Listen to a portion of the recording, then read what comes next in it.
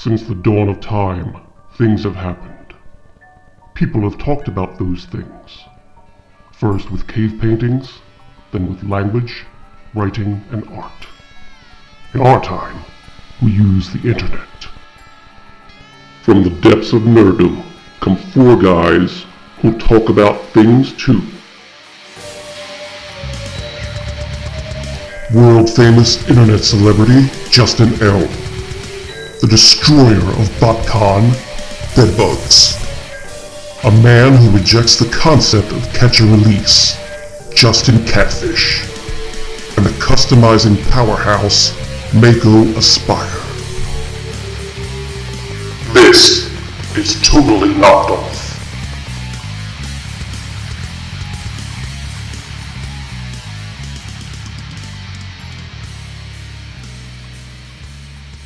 Good evening. Welcome to TKO number 14. I'm your host, Catfish. Joining me tonight is my co-host from left to right. We will introduce Chris first. Chris, how you doing? I'm fantastic today. I took a frothy nap beforehand, so Me I'm too. spry and ready to go. Nice. Next to him, we have the man that single-handedly keeps Long John Silver's in service, Mr. Justin Winnett. Hey, everybody. How's everybody doing? They keep telling you in the comments. Yeah, they do, but I don't look at it because I'm a horrible, horrible person. We know. Yeah. And next to him, we have Mr. Bedbugs. I'm doing awesome. Thanks for asking, asshole. But How was your day today? actually, it's pretty good. Remember way back when I had that apartment fire? They finally started tearing down the balcony above me. Oh, nice. Yeah, it only took them 7 months to do it. Well, it's a rental. You got to expect that. How long did it take them to put the fire out? Well, the upstairs neighbor had that out pretty much by the time fire department got here. But He pour his scotch on it? no. Okay. That wasn't fun. All right, let's go. Yeah. And tonight we have a very special guest. I think everybody here probably already knows him. Mr. Bobby Skullface. What's up, everybody? Justin, you're wild as fuck for eating seafood in a fast food shape, form, or fashion. Dude, it's great. Man, triangle fish is the best. Dude, that shit is way too hardcore for me. It's like people that don't use fabric softener. Oh, God. What's fabric softener? Catfish type of guy use fabric hardener. Yeah. Heavy starch. He buys fabric softeners. He just hasn't figured out they're not tissues yet. He also buys John Wayne toilet paper. It's rough and tough, and it don't take shit off nobody. Yikes. All right. Thank you for having me. Yeah, man. Thanks for coming on. We appreciate it. It was kind of a last-minute deal, but, you know, I hope you enjoy. We've got a pretty decent show planned tonight. Good. But before we get into the news, I got a couple of announcements to make. I know you're gay. You're pregnant. Yeah. No. See here. We have added a fifth member to Totally Knocked Off. We talk about him all the time.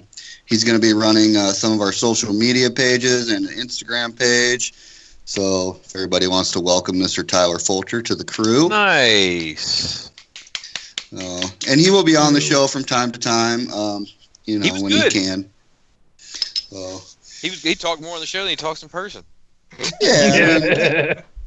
We give him a hard time, but he's our boy, and we just thought it was time to bring him on. I thought he was a nice addition, honestly.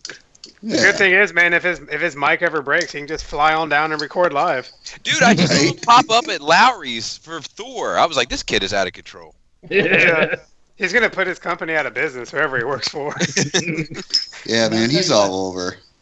That's got to be an advantage for, being a creeper like him. Get somebody and fly him somewhere. Oh, God, dude. That's horrible. That's terrible. At least he's not a bus mechanic. I was noticing on the Love Me, They Love Me Not video part 2 that Adam was doing the camera work and kept zooming in on his face because it was right next to him. And I was like, Adam, because he was like, he's a wild dude. So it was funny. That's awesome. All right. So my next announcement is going to be on a more serious note. So last week, a lot of you guys know, me and Kuma Style, we kind of had it out on the internet, and then I said some shit about him on the podcast that wasn't all that cool, and we talked about it this week and settled our differences, and I just wanted to issue him a formal apology for what we said to him on the show, and that's it's all good, and we actually look forward to having him on at some point. So nice. That's all I got. Makeup sex is the best. Yeah, I mean, we had a nice long talk, and we might meet up for lunch at some point, and he don't live too far from me, so. Nice. You gonna touch his peener? Maybe. Probably not, though, Bugs. God knows, man. That's horrible. I think he hates us more now than he did last week. That dude knows how to shake and move. That's for sure.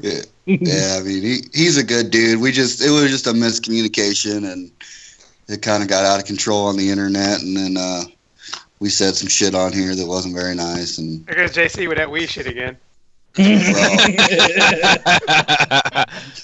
We're all in the same boat, bro. Yeah. In for a penny, in for a pound. If you get arrested while I'm there, I don't know nothing. I don't even know you.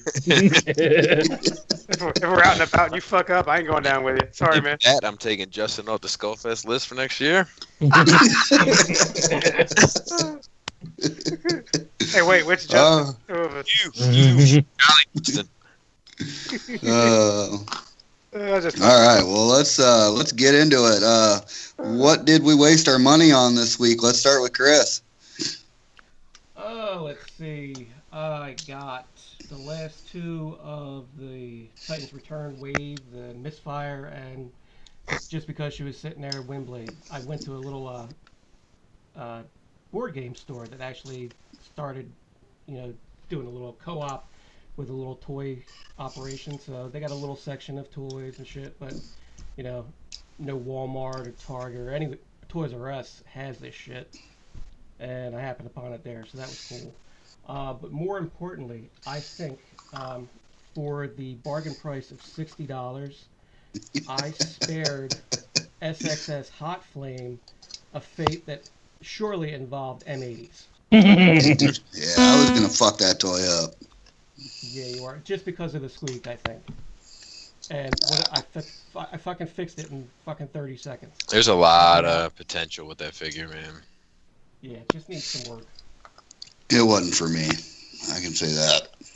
But that's what I got. All right. Justin. I got, I can't remember his name. Fans Toys Omega Supreme. I got Part B in last week.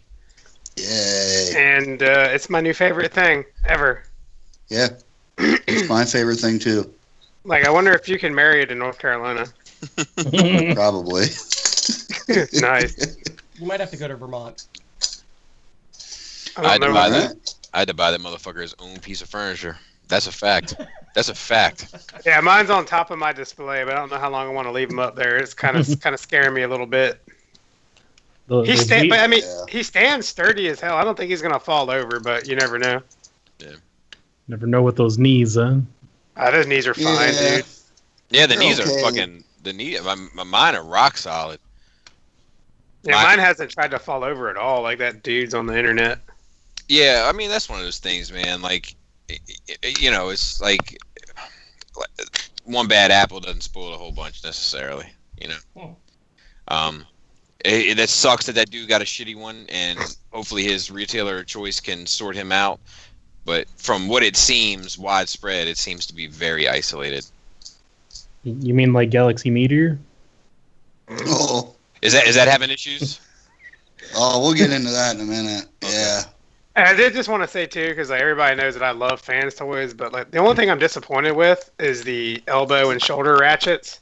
I was hoping they would be a little bit stronger, but it don't take a lot of weight to pull his arm back down. Not as much as you would think from the size of him.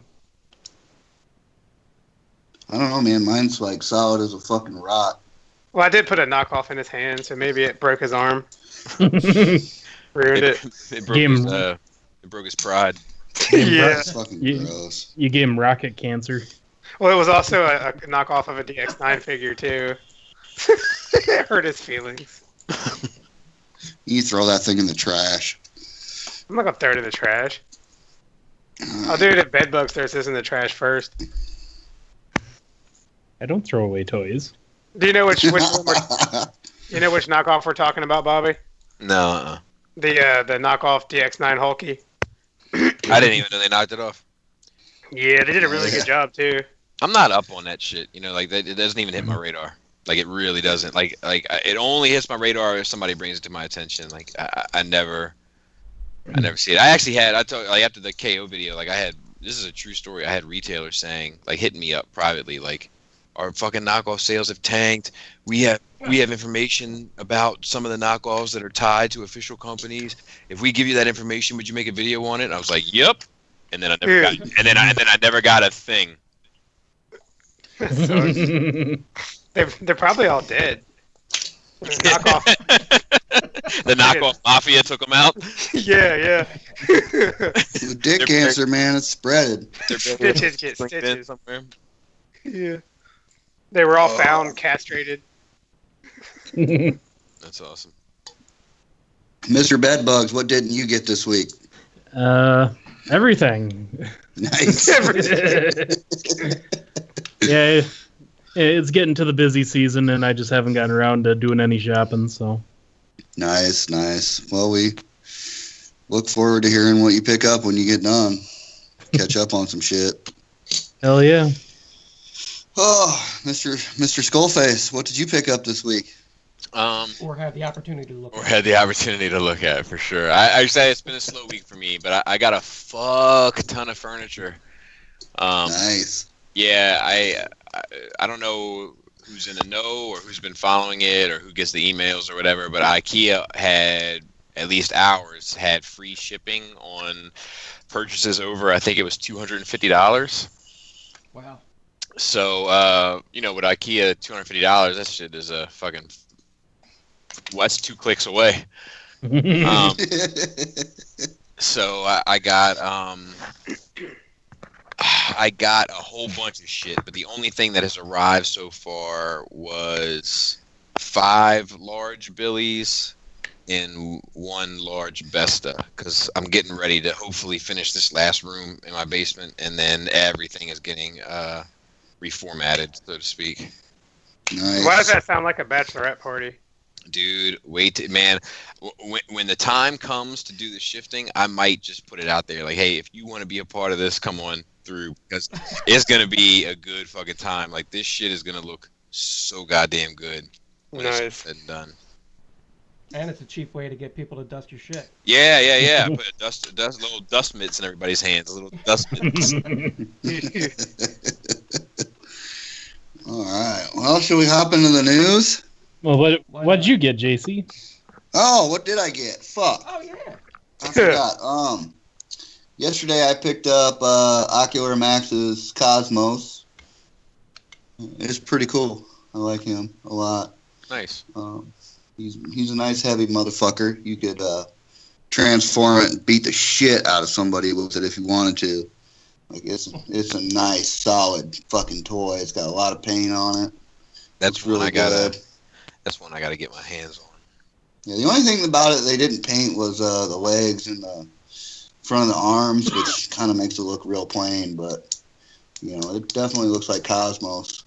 And the little figures on the inside of the cockpit are little molded plastic painted figures.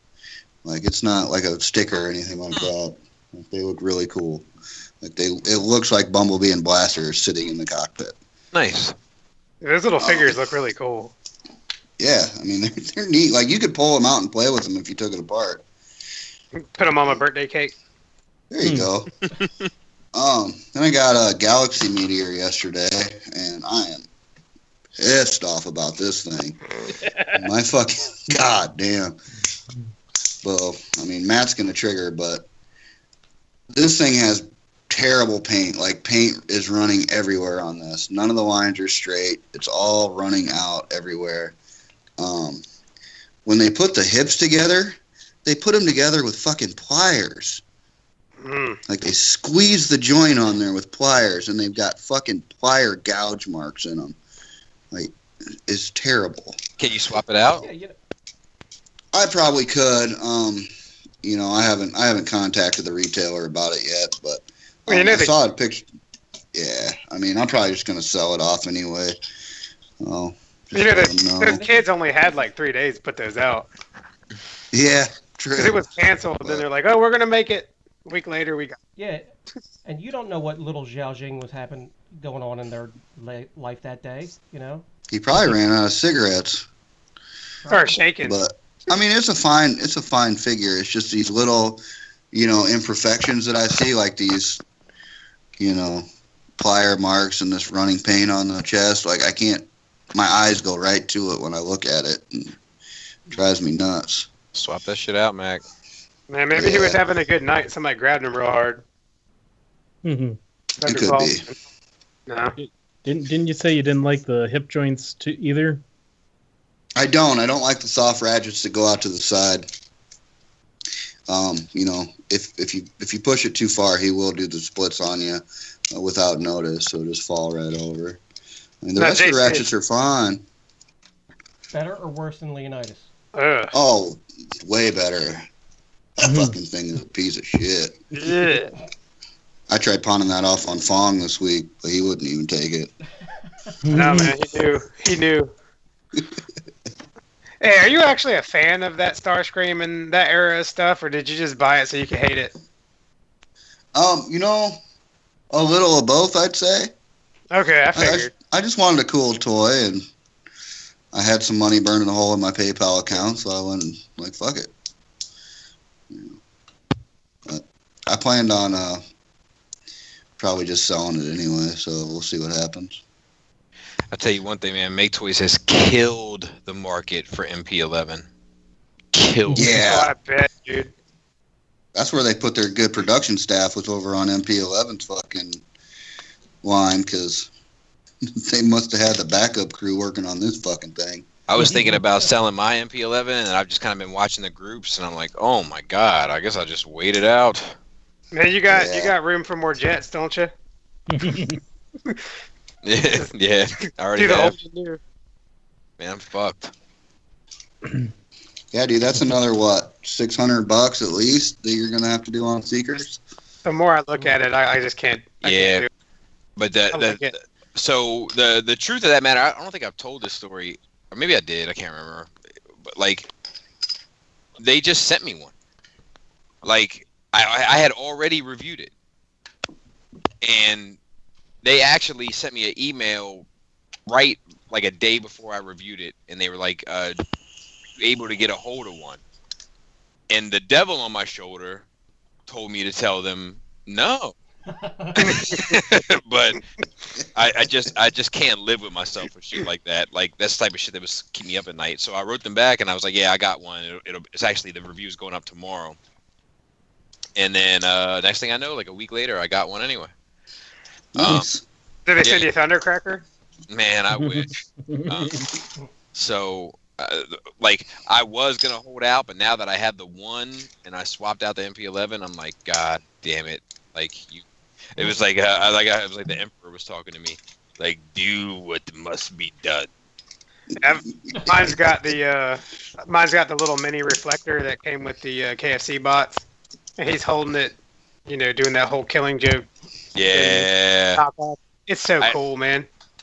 I actually wrote them and I was like, look, I was like, thanks. You didn't have to do that. I already had, you know what I mean? The review is already done, so I appreciate it. But at the same time, I don't want to thank you because now I'm getting the rest. Yeah. They're like drug dealers. Like, exactly. That's how it felt. That's exactly how it felt.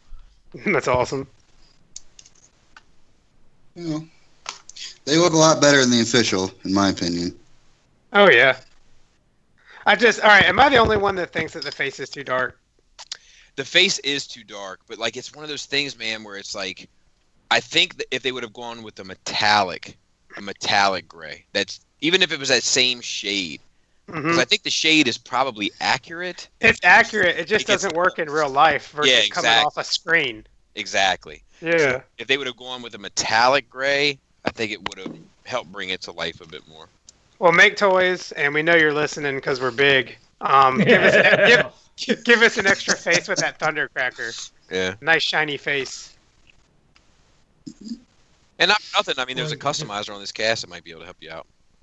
True. Yeah, I mean, 30 cents of paint. Yeah, seriously. I want to go to the Home Depot and try and buy 30 cents of paint. All right, awesome. We got this mix for you. How much do you need? 3 milliliters.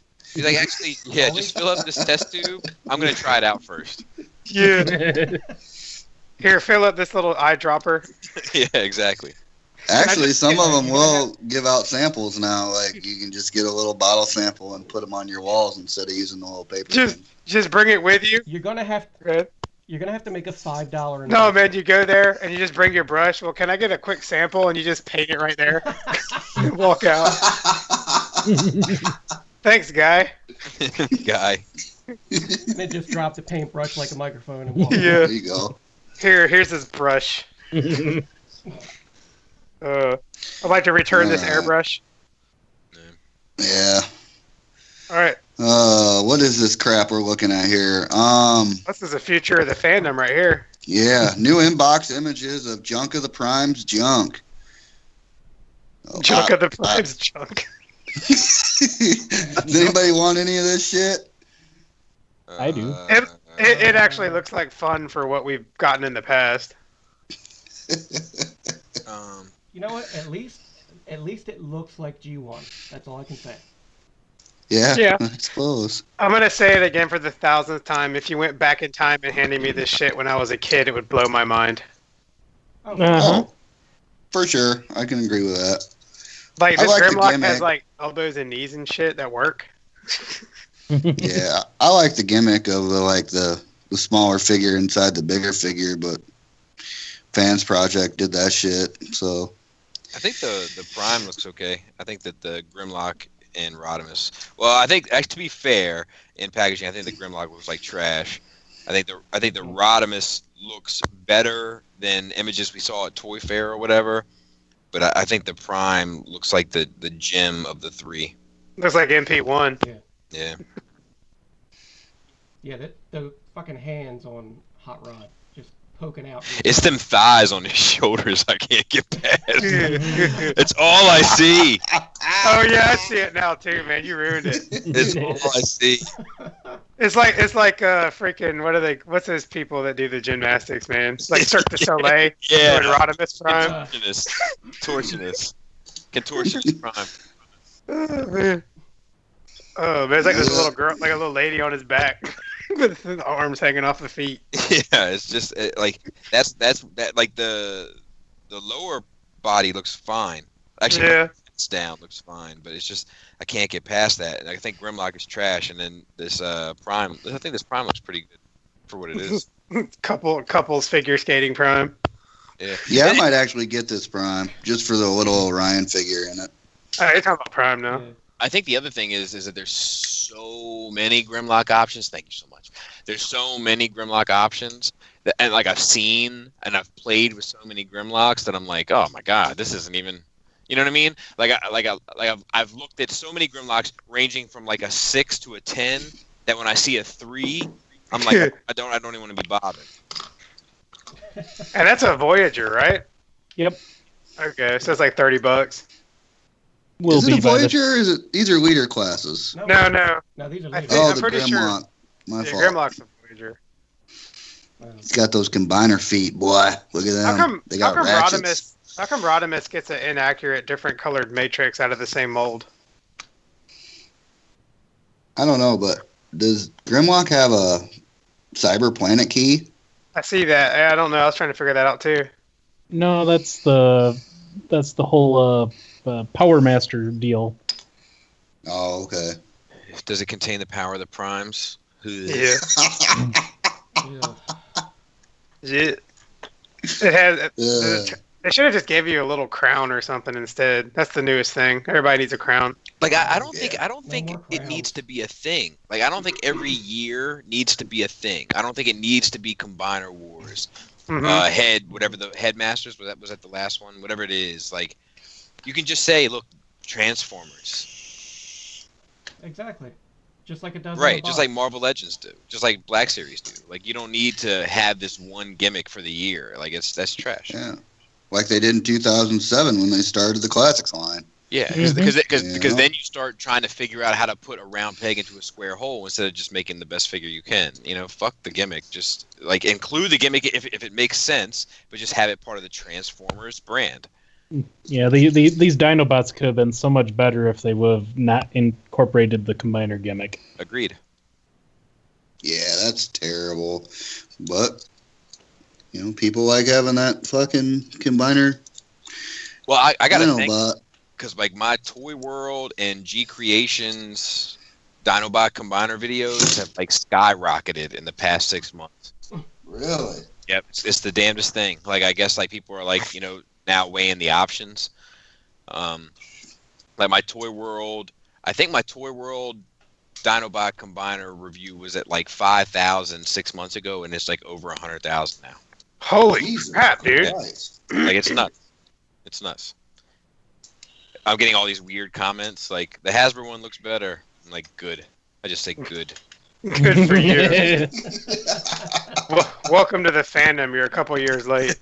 Do we know when any of this shit's gonna be hitting stores? I can tell.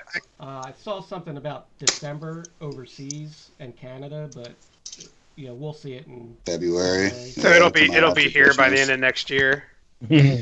Oh no! Wait a minute. We'll run into Chinese New Year, so it won't be till March. That's fine. That way, Legions will be able to use their tax returns to get them. Oh. Yeah. I bet Bobby doesn't know about Legions, do you, Bobby? I know about it. Somebody added me to it. Oh, you poor bastard. Yeah. I see every now and then I see some real fucking, just basement desperation. But for the most part, I just sort of stay away from all that shit.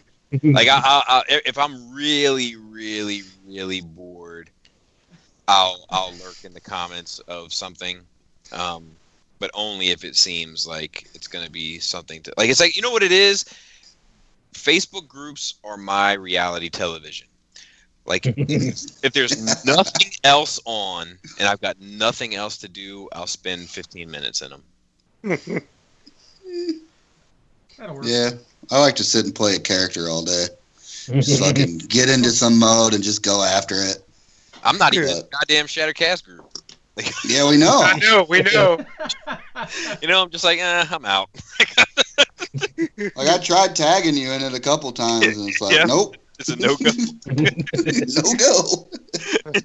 He's all grayed out still. Like I'm in the Shattered Cast group. Like all of a sudden there's like 5 people talking. I have no idea who they are. None of them are talking about shit that I have any idea about, like shit that was talked about on the show or whatever. I'm just like, man, this group's trash. I'm out.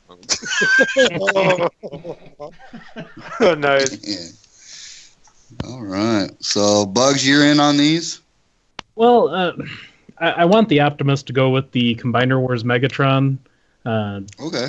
Because I think they make a perfect set, just like you got the Masterpiece Optimus and Megatron.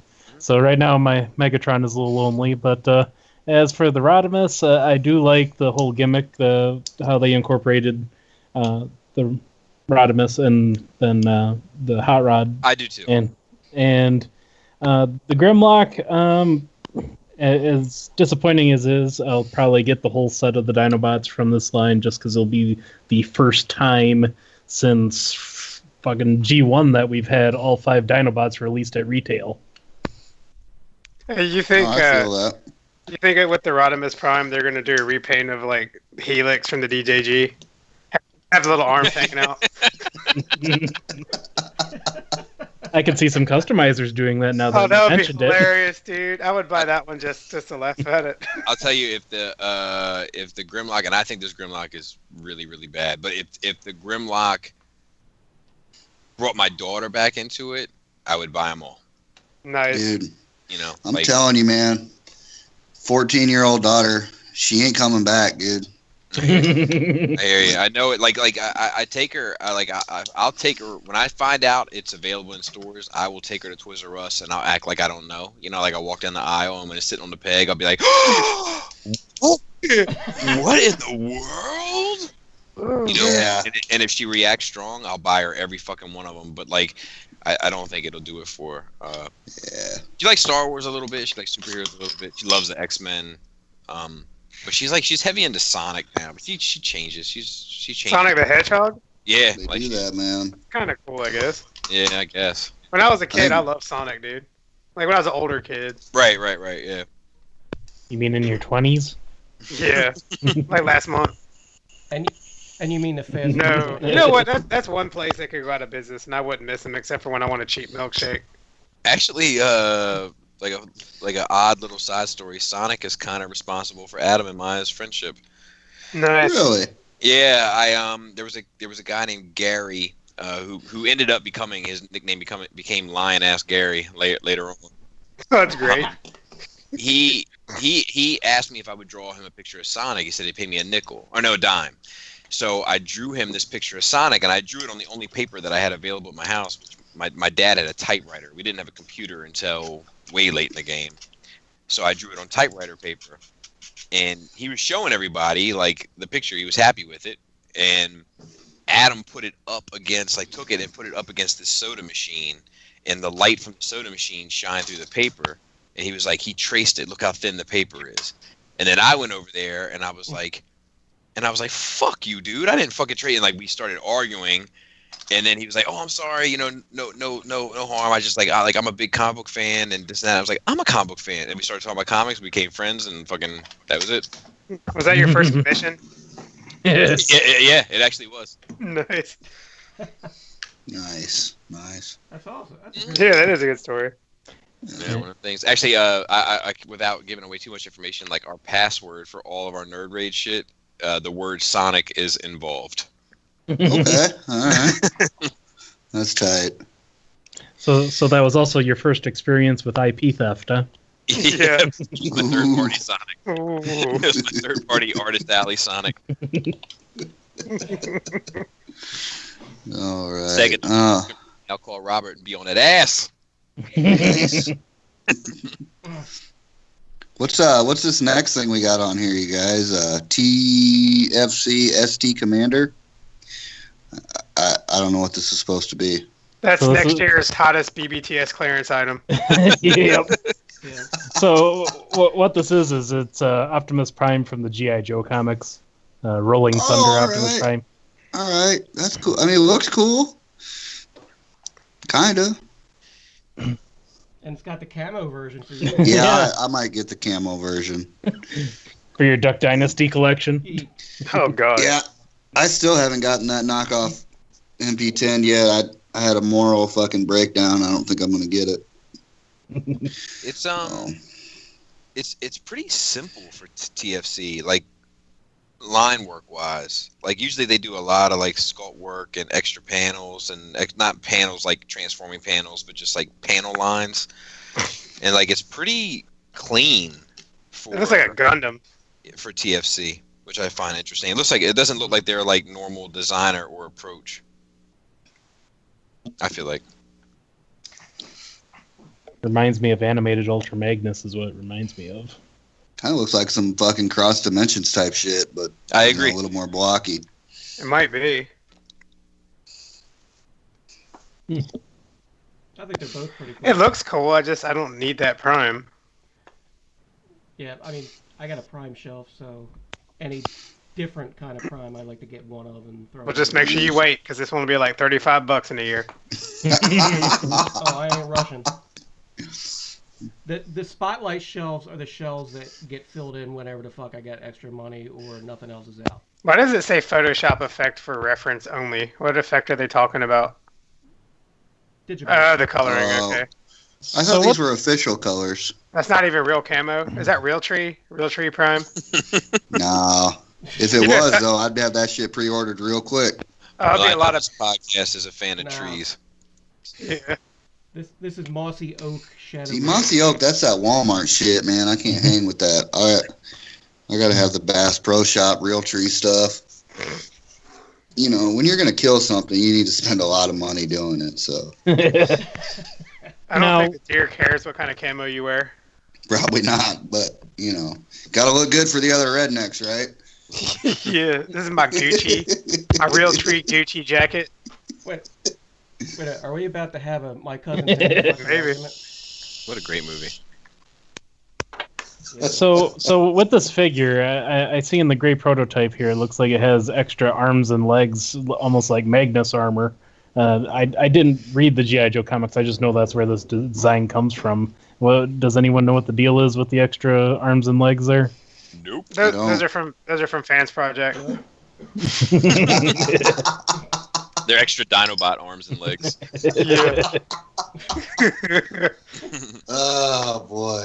Oh man.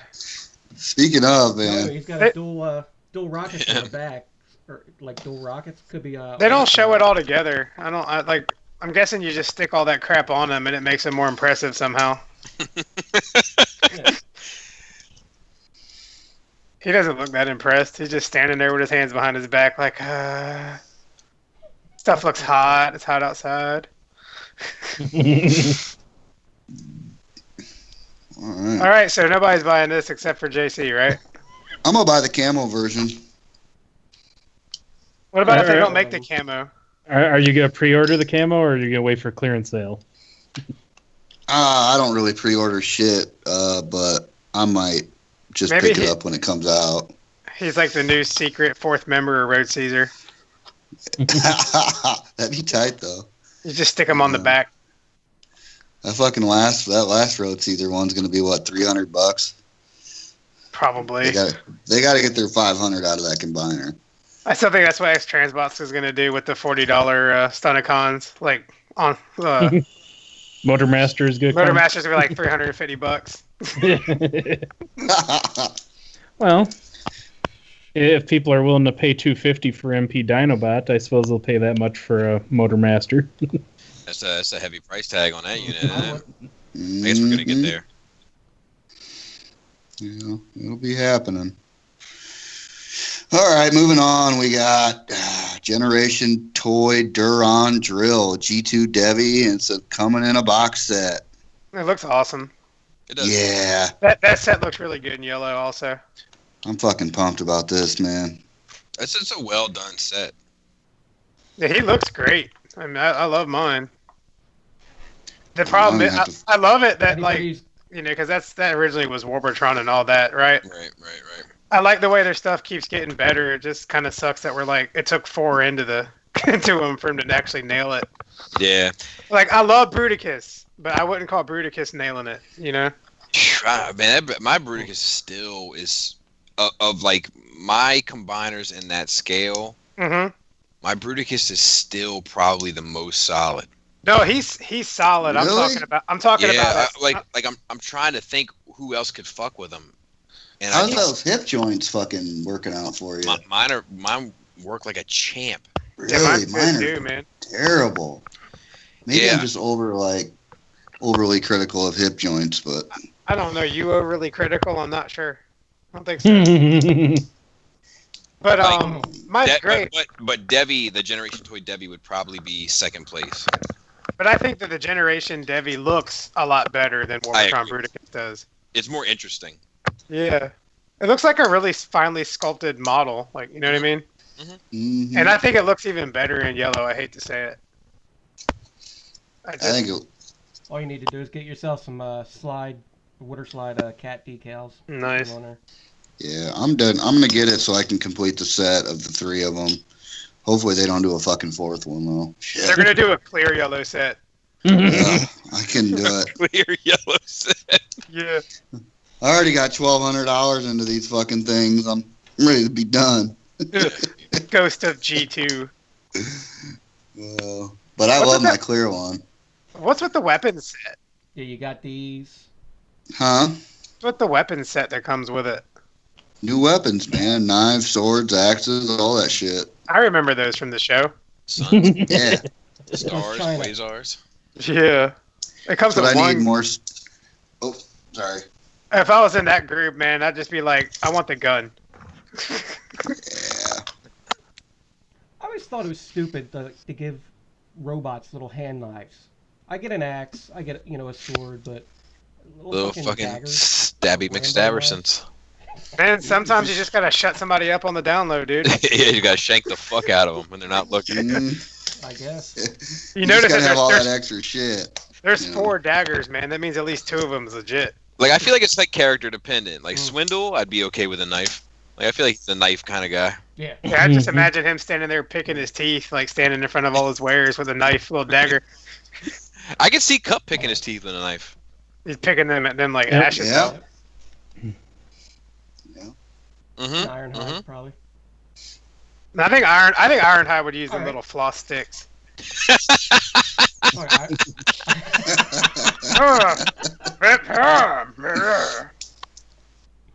I think a beachcomber would definitely be a floss stick kind of guy. Yeah, he would. I think he'd also have a real tree jacket. Exactly. Organic. He'd make sure that they were recyclable. He's got them Worthy. cardboard ones. Exactly. I think Ironhide would floss his teeth with what we got up next. Well, anybody else in on this? Bugs, you gonna pick this up? I know you need this. I do love me some Devastator, but we'll see. It's not a high priority. If I see it on a TF Source sale or something like that for like $200, I'll probably get it. Yeah, it's not gonna be $200, but maybe $350 at some point. I'd buy it for $350, man. You're more likely to find it on the secondary market that cheap. Yeah. I tried selling that clear one for $400. Nobody would bite. I kind of wish they were doing individual again, like they did before. It's easier for me to swallow that than to buy one large combiner for like $500. No, I feel that. Not just financially, but mentally, because like for me, Generation Devi, the build up, because you get Scavenger or Scrapper, and he's like amazing, and then like every one you get, you're like, oh, I'm almost there. It's like having sex for like a year. For like a year. And then you're finally done, and then you can get it cheaper across the street. Yikes. I'm just joking. Oh, man. boy. If you're comparing Generation toys to sex, what would you compare Fan's Project to? Loretta must be reading an e-novel right next to you. Yeah. Yeah. Fans Project is like having mediocre sex, but having lots of cool toys with it. She's an e-novel reading motherfucker, man. Yeah, she is. She probably can hear me too, but she don't care. Nah. I respect her though, man. She just comes in, sits down, reads her e-novel, chills the fuck Yeah. out. She's like, my husband's having fun. I'm good. Yep. God, this'll. She's like, God, this'll shut him up. She's got to drive like 5 hours to get peace and quiet, man. I just got to put her in a social situation where she's not expected to talk. It's like, God, all these nerds, what are they doing? She plays Shit. Man, she plays that fucking role well. She don't say Yeah, shit. I know. You talk to her. That's how a marriage stays strong, man. You're like, Oh man, she's Right. probably throwing my clothes outside right now. Dude, I'm telling you, man, mine was pissed tonight too, boy. Yeah, you didn't even do anything though, did you?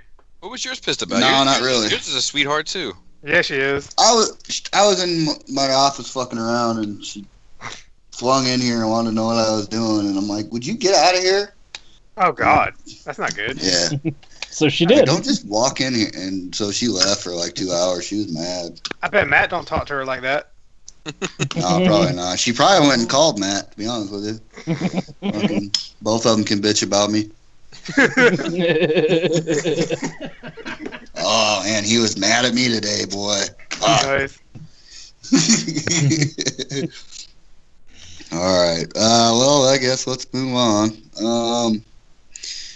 Fucking Jizzle Toys square bot thing. Chisel toys. I don't even know if this is needed or what, but I don't even know what it's supposed to be. I don't know. I get a feeling Takara is going to give us one as a pack-in item with some MP that has nothing to do with it. What episode is this from? This is from War Dawn, when Megatron first shows up at the supply depot and kills Orion Pax. He had a bunch of Decepticons that were disguised as Energon cubes on top of transports that also transformed. Oh, all right. And this is... yeah, I don't even think this guy sells these things. He just designs them, and he's basically. Well, I have Okay. a mass-produced Jizai Toys wheelie that he made like 100 years ago. It's a big die-cast wheelie. It's pretty good. But I don't think he's made anything else. Has he? Like actually. Well, maybe maybe it's just never made it over here. I can't find these things. Anyways, this is really cute. This is kind of cool. I actually like it. It'd be cool if they like painted it up like a die. They could even reshell it and make rock lords out of it if they wanted to. Ooh, now you're talking my That'd be cool. language. There we go. I want a There you Rubik's go. Cube version. I think it's neat for what it is. I mean, it's not for me, but I'd probably buy one if it was cheap and I saw it at TFCon. Like just to have it and mess with it. That's a good like take to work and leave on the desk toy. I mean, fuck. We're still waiting on those little green Sentinel things that were supposed to come out like 3 years ago, and they're still on fucking pre-order. You remember? Yeah, that? I got a feeling it's a wrap on those. Yeah, I Yeah. think they got canceled, man. Well, they should cancel the pre-orders. They were too expensive. They're like $50 a piece for something you need at least 3 of, and that you really don't care about that much. Mhm. Yeah. Like I'd have bought a Kinda 3-pack of reminds me them of for like that. $100, but I don't know about $160, $170 for 3 of them. It's cool. I mean, they're niche characters, and eventually we're gonna need them at some point. But Will I we don't know though? if this is the version. I might. Yeah, why would we? I'd like to have some for like a chug shelf, but I don't think you'd need them for a masterpiece collection. Not 3 of them. Nah. Yeah. Not with 3, they can't. But they're cool. I need 3 of these little square dudes though. If they're cheap. I like it. I'll get them. But I also want the Sentry that gets changed by the Robo Smasher. I don't. Also made I by don't. this guy. Oh yeah. But that's like a little Legends figure, isn't it? No. No. Oh, That's nice. whatever scale this is. He makes them all pretty much. Yeah, I want the that same. little dude too. He's like red, white, and blue. Yeah. Yep. Be awesome. Mm-hmm. All right. Sorry, So, are they going to sell these? Do you know, Chris? Okay. No idea. I can't find the other ones for sale, so I got to do a little research on this company because I like the things that he's putting out because nobody else is gonna fucking do them. Well, I like that. And it's I like that cool wheelie. accessory. Like it's really well made, but of course, since even Ollie came out, it's not really gonna fetch you much money anymore. But it's solid. It's a more solid toy than Ollie. It's got a lot of die cast in it. It's big too. Yeah, but it's big, man. It's like It's a piece of shit, JL. Come on, man. You know it's a piece of shit. no, it's not bad. It's better Really? made than Ollie. It's just it don't look as good. It resembles the toy a little bit. It's kind of derpy looking. I've held it a couple times, and I was just like, what is this thing? I've heard that before. Me Can we all too. agree? It's so small. Can we all agree that G1 wheelie toy was the fucking worst No. thing ever? I mean, it looked nothing like the I fucking. mean, like Ironhide's toy? Yeah, I mean, it was G1. At least that was. I don't know. That fucking big flip up visor. It's like peekaboo. Well, I mean, to be fair, I like it, and I still have mine from a kid staring at me right now. Oh. To reset my Yeah. Skype. I think it's my Skype that's freezing up. All right. I'll be right back. Did we lose Bobby? Okay. No, I'm here. All right. Mm. Bobby has no opinion on this thing. He's just Nah. like, it's like, yeah. All right, I'm back. All right. They wanna Let's begin- move on. They want to be gone too long. People might stop listening. Silly. Yeah. Next, we got MMC Nitro or Cybertron Override. And I like this girl. Or guy. It's not a guy, dude. I don't. I thought it was both. I thought it was a guy at one point, and then it was a girl later on. In the Galaxy Force cartoon, it was a guy. In Cybertron, it was a girl. So basically, in the cartoon that doesn't matter, it was a dude. So they were And ahead of the American curve. one. They were Is already this- ahead Was a of the chick. curve. Is this thing in the comics at all? I don't know. I quit reading them, man. Shit, After Tarn got killed, I gave it up. Yeah, I'm reading Lost Light Volume 1 right now. It might be trash. Yeah, I like Lost Light so far. I haven't decided, but I'm halfway through the first volume. I'm like 3 issues in, and I'm like, this might be trash. Yeah, I couldn't do it, man. I bought the first 2 issues, and I'm like, nope, this doesn't feel like it felt, 6 months ago or whatever. Am I the only one that wishes they would have remolded this a little more and just made like a pharma, even though the alt mode would have been wrong? I just want fucking IDW classic Lost Light Wreckers and DJD and Scavengers. That's all the fuck I want from them. If it's not them, they need to get the fuck out. Yeah, I agree. Well, I mean, people buy this repaint shit, and it gets them their money. So, well, the MMC is the Hasbro of fucking It's true. It's fine. I'm gonna buy this. It looks really good. I just don't know if I need it. Yeah, it's a very good reuse of this mold, and it's a much better figure than the original toy was for Cybertron. You just, I enjoyed that series. Say what you will about the Unicron trilogy, but this would look like a good figure for Cybertron figures. Oh yeah, I agree. And to go back to JL's point, it would make a good farmer, and it wouldn't be that hard to grow wings and shit. Farmer, I'd be in. Because it's already barely a car. Mm-hmm. It has wings already, dude. Just shrink them wheels. Yeah, I really like her. She was a really prominent character in this book that I love, and that's the main reason I'm getting her. It's not for the cartoon. What, Horton Hears a Who? No, Transformers reader, Exodus. What's her name again? Override. Override. She's basically the prime of another Transformers colony called Velocitron. Okay, I'm trying to find images. I know who she is in the comic, but does she really look like? She doesn't look like that in the comic. No, though, does she doesn't look like this. She's way slim. Like the detailings aren't the same. It's not the same. This ain't her. Yeah. Nope. I wish they would just send me that black glass mirror. Put underneath the figure. If I ordered this and they sent me that instead, I wouldn't send it back. This is the problem with the MMC approach. When the characters don't look like who they're supposed to look like. Because I'd have bought it. I'd have bought an IDW Override. Yeah. I mean, I'm looking at it right now, and I can see blur out of this too. That might work. Yeah. Well, you'll probably get it. You'll probably get about 14 more out of this mold. And the bad part is they will all look good. Yeah. You'll just keep waiting for them to do something new, though. Hey, we're gonna get that bulkhead soon too, I think. So I'm not buying that bulkhead. It's actually from this mold. What, the bulkhead? Yeah. No, that's from the Roadbuster mold. I know. Titanica.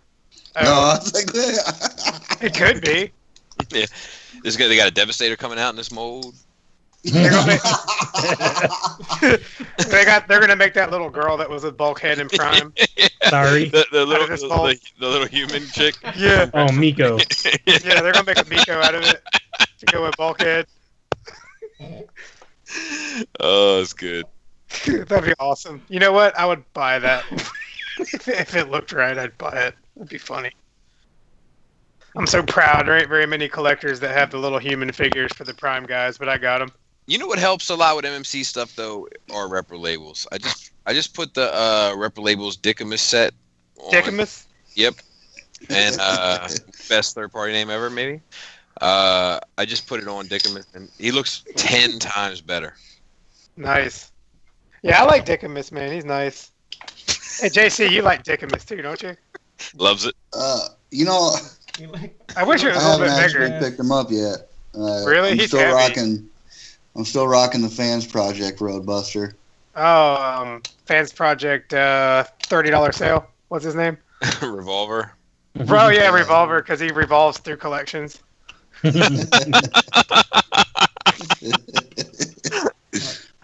I got y'all beat. Tucked way back in the fucking record shelf.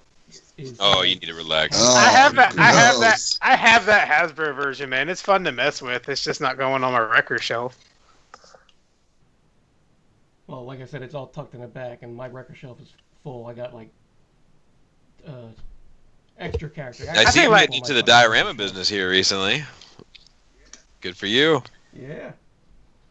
Thank you. Well, I mean, I have the Legends figures, and I'm like, I can't really do anything with them to make them great, so let's just throw a diorama. Nice.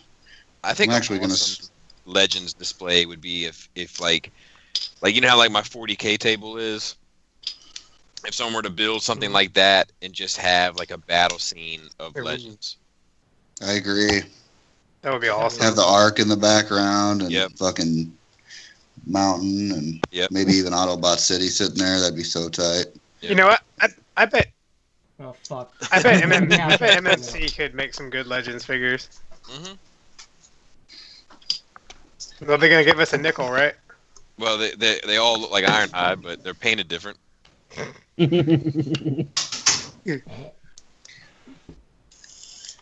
All right. Well, who's all in on this guy? Anybody besides me? Negative.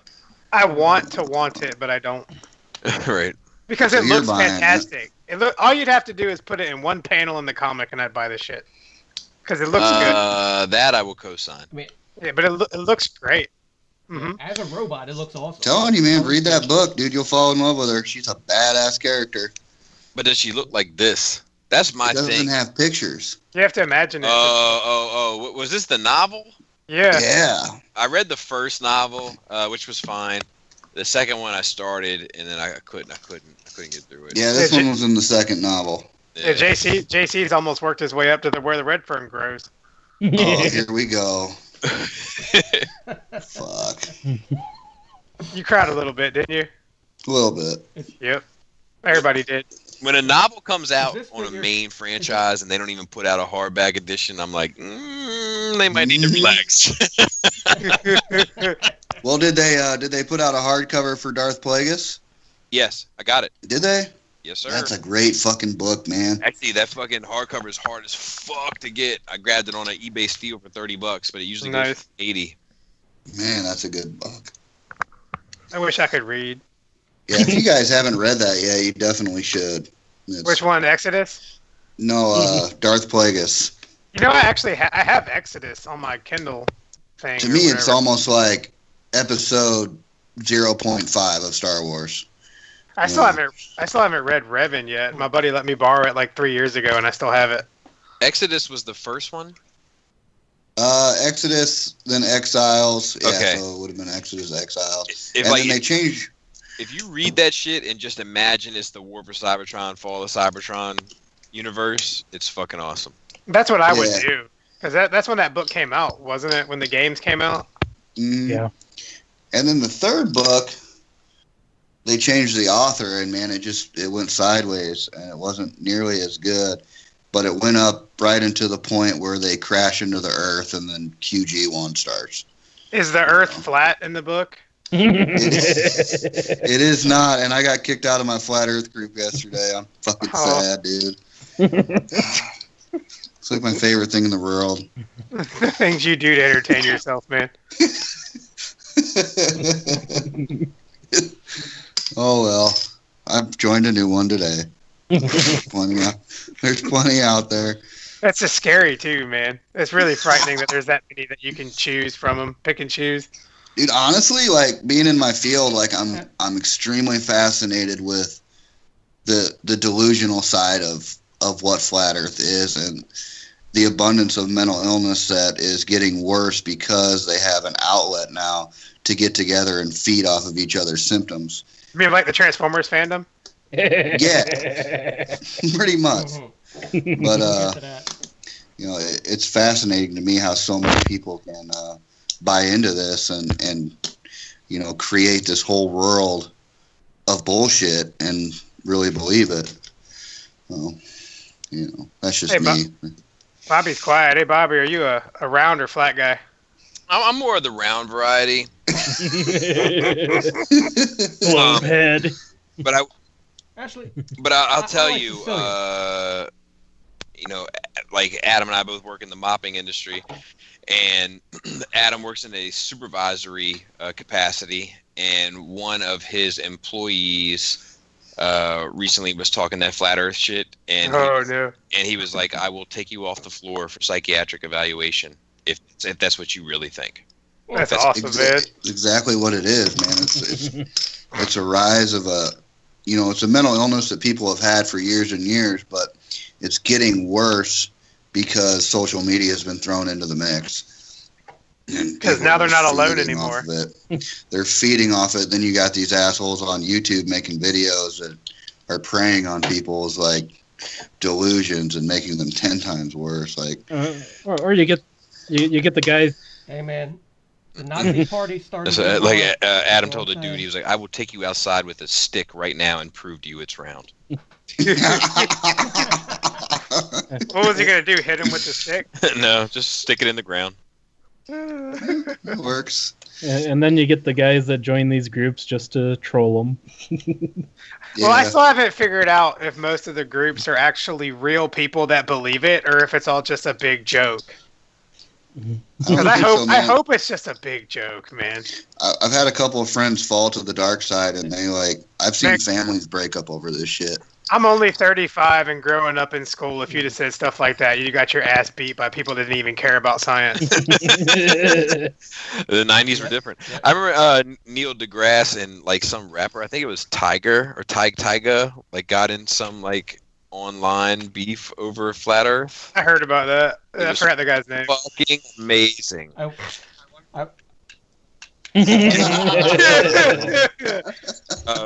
Neil like tweeted back at him, like he was like, look, you need to knock it off. You need to understand what reality is, and you need to sign on to it, because kids aren't listening to me; they're listening to you. So you have a goddamn responsibility. Shape up. That's awesome. Damn. That's true. Yeah. That's a good response. I want to hear flat Earth rap though. I'm sure. Oh, actually, there's a couple. Google or search that shit on YouTube. There is a couple of fucking pretty good rap songs out there about flat Earth. I'm not fucking with you, man. I'm in the know when that's a rap. Never been to see space, if I can but I find know one of flat. them. Like, Yeah. This message is bullshit, but I'm down with this beat. Yeah. Oh man. All right. Oh, that's a sick. That's a damn falling off the subject matter a little bit. Oh, that's all right. We should start a flat Earth podcast where we just talk about flat Earthers for an hour. I'm sure there's probably a big majority of those are just like kids and younger adults that are like, I just want to. I would rather belong to something like way worse than that. Yeah, you're like, oh my god, why don't you kids join a gang or something? I know. God, back in my day, if you wanted to rebel, you just shanked a kid with glasses. But now you got to say the whole Earth is flat. God. Yeah. Yeah, or join or get money somehow. Like, but you're just broke and stupid now. It's hard to grow weed without any seasons.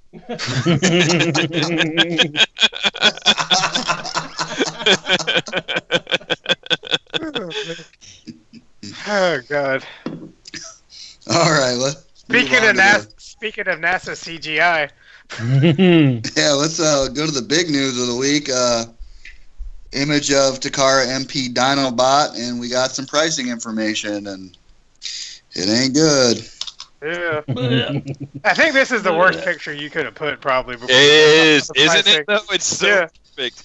Like of course, like he's got fucking stigmata, dude. Right. Of course, like Greg and Robert and Matt are all huge. I am too, man. Beast Wars fans, and then Greg and Matt specifically are like huge Takara fans. So like, when I saw this, I couldn't stop laughing, and I just posted it in the Shattered Cast chat, and I was like, man, $250. I was like, look, like if you want something as a stand-in, just go with this for a couple months. And I just posted like you can buy like a real Jurassic Park maquette of a Velociraptor. Dude, you can buy that inflatable T-Rex costume for you and your buddy. 25. Like you can get the real replica of a maquette of a Jurassic Park Velociraptor for $25 less than this. Oh, I'm still gonna buy it. I'm out, man. I just boxed up my MP fucking Beast Wars shit and you're out the door. I'll be like, man, I love you, Grandma, but your medicine's expensive. It's time to go be with Grandpa. I gotta get this MP Dinobot. I think this is going to make or break this line, though. Yeah, it better be epic for that much money, dude. You know, if this is successful, I think you're going to see Takara Tomy jump balls deep into Beast Wars. Because it'll prove it's like a lucrative bank. You know, but if it's not successful, well, here comes your power glide. Imagine if you turn his head and that neck looks like an MP waist joint. It's all flat, like flat, showing everywhere. No, man. Oh man, you know what though? He should be like the thing is he's hopefully he's going to be really large. Like, yeah, he will be. And like if it's really large and really good, if it feels like I bought like a Hot Toys Dinobot for $250, I wouldn't be that bad with it. It's just it looks like such trash. Like it's just, but it's not. It looks just like the CGI model. I agree, which I think looks like trash. like you know, like if you were like, man, like here's a fucking exact replica of Mickey Mouse from Steamboat Willie, I'd be like, that Mickey Mouse is trash. But it looks just like Steamboat Willie. I'm like, right, but that shit looks terrible. Wasn't that Mickey Mouse racist too? Probably. I think everything was in those times. At least that's what Facebook tells me. Yeah, I'm actually still protesting that. I'm still protesting Steamboat Willie. But anyway, I just think that I just think it looks so stupid, and then like on top of that, it's like fucking half of $500. Like I'm just like, it don't sound good when you say half of $500. It's so bad. Like there's no way I'm buying this shit. No, I mean, is that going to be the price, or is that just the I don't know, man. It seems like it's going to be the price. Like I've talked to distributors, and they've had their price set from Japan. Yeah. So like, seems like it's going to be the price. Now, one time, the price was lowered with Ultra Magnus.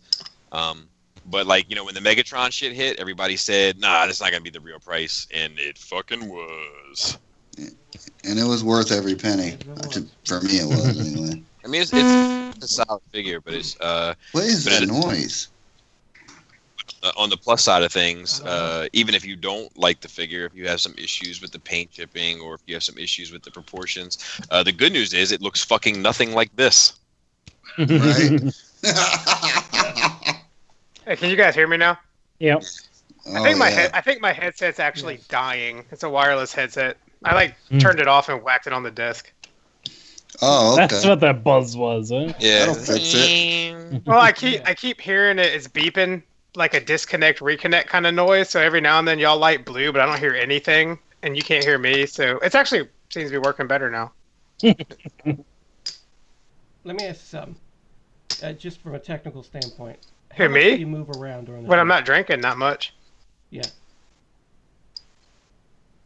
I mean, but you do get up and go back and forth. Not this time. Fill your drink up and everything. Yeah. Okay. I can get pretty far away, but my volume level. Huh? Fuck the. Yeah, but this one works great. Like I've had it for years. I need to buy a new one. That's all. It's dying. All right. It's working now. I done showed it who the boss was. I heard the tongue is on a ball peg. Dude, that would be awesome. He's gonna be a hit with the ladies, man. Oh God. I hope his tongue is flexible too, like bendable. Like this shit makes me want to just give up the hobby. I'm like, yeah. Oh man. The tongue's made of that same shit. Just a soft plastic, just a little, like, so you can bite it and then have the tongue droop down like a cartoon character, like. Dude, what about it? What about if you could put water in his back and squeeze him and he'd spit water out his mouth? No.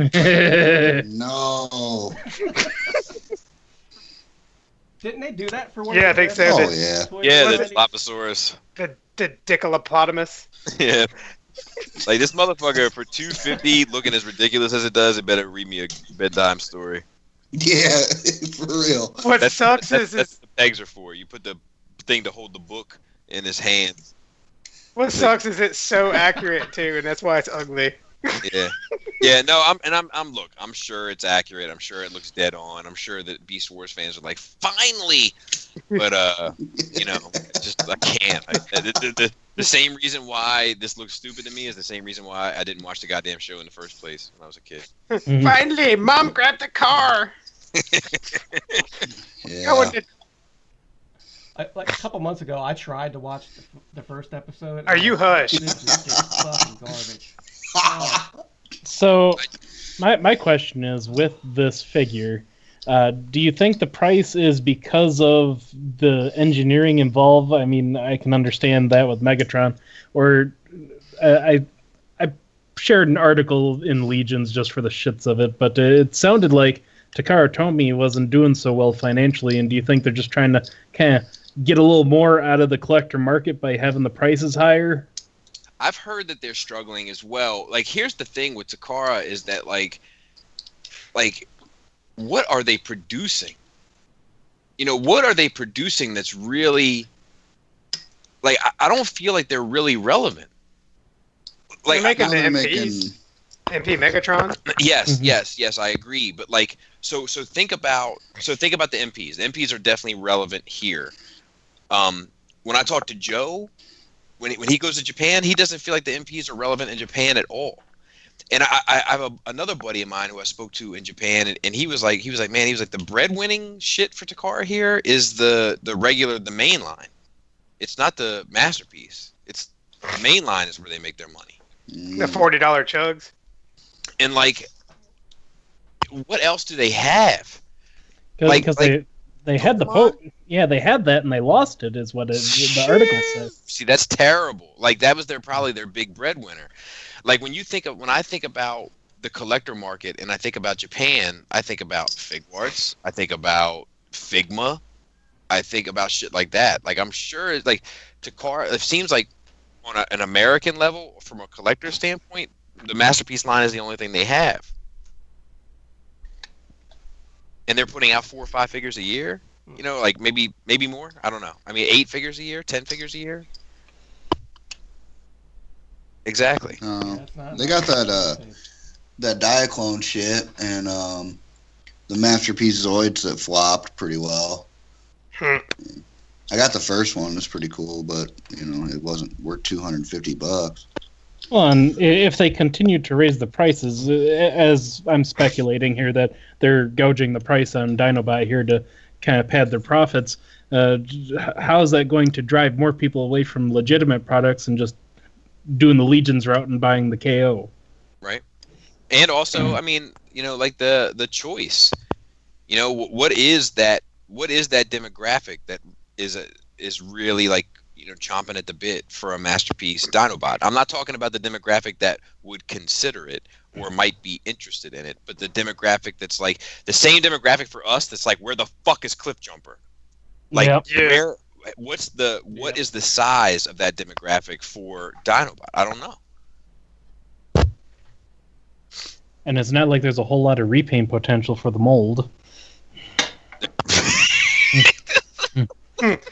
No, wasn't there another Raptor that they did later on? Oh God. Yeah, the thing from Toy Story. No. Yeah. There were some various Dinobot repaints where they like remolded and put like the skull thing on the head and other things like that. They could not paint it and just do the white one. I think that like the Beast Wars shit that DX9 is doing with the Rodimus that turns into a fucking, I don't know, what is it, a goat or whatever the fuck it is, like a goat, whatever, a tiger, whatever the fuck. Like, I think that looks way more interesting than all of this Takara Beast Wars shit. Like, I think that if Beast Wars would have taken that approach, it would have probably had me as a young kid. I think it's. Yeah. I don't know if that. I think they're asking a $149. Yeah, I mean that's pricey, but I don't want either one. But gun to my head, and even if the prices were the same, I would choose the DX9. I just don't want to. I don't need a Rodimus that turns into a lion. I don't need whatever the fuck this is that turns into this fucking thing. See, man, Beast Wars has a special place in my heart because it was literally the last cartoon I ever watched until I was like fucking 30. That shit has a special place in my thumbs down Netflix Dude, preference. if I That see shit's ever not an even on update, Netflix. yeah, Not it's on my anymore. hard drive.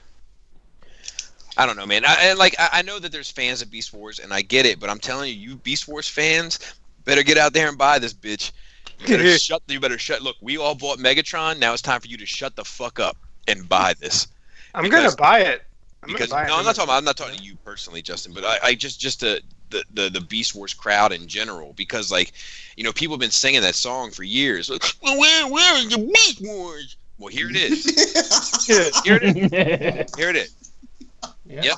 And it's $2.50. So fucking Big Bank takes Little Bank. Time to cough it up. I hope you've been saving all them nickels since 1997. Yep. You got your fucking bachelor's degree and your Starbucks fucking uniform. Get ready. Got your bachelor's degree in Starbucks.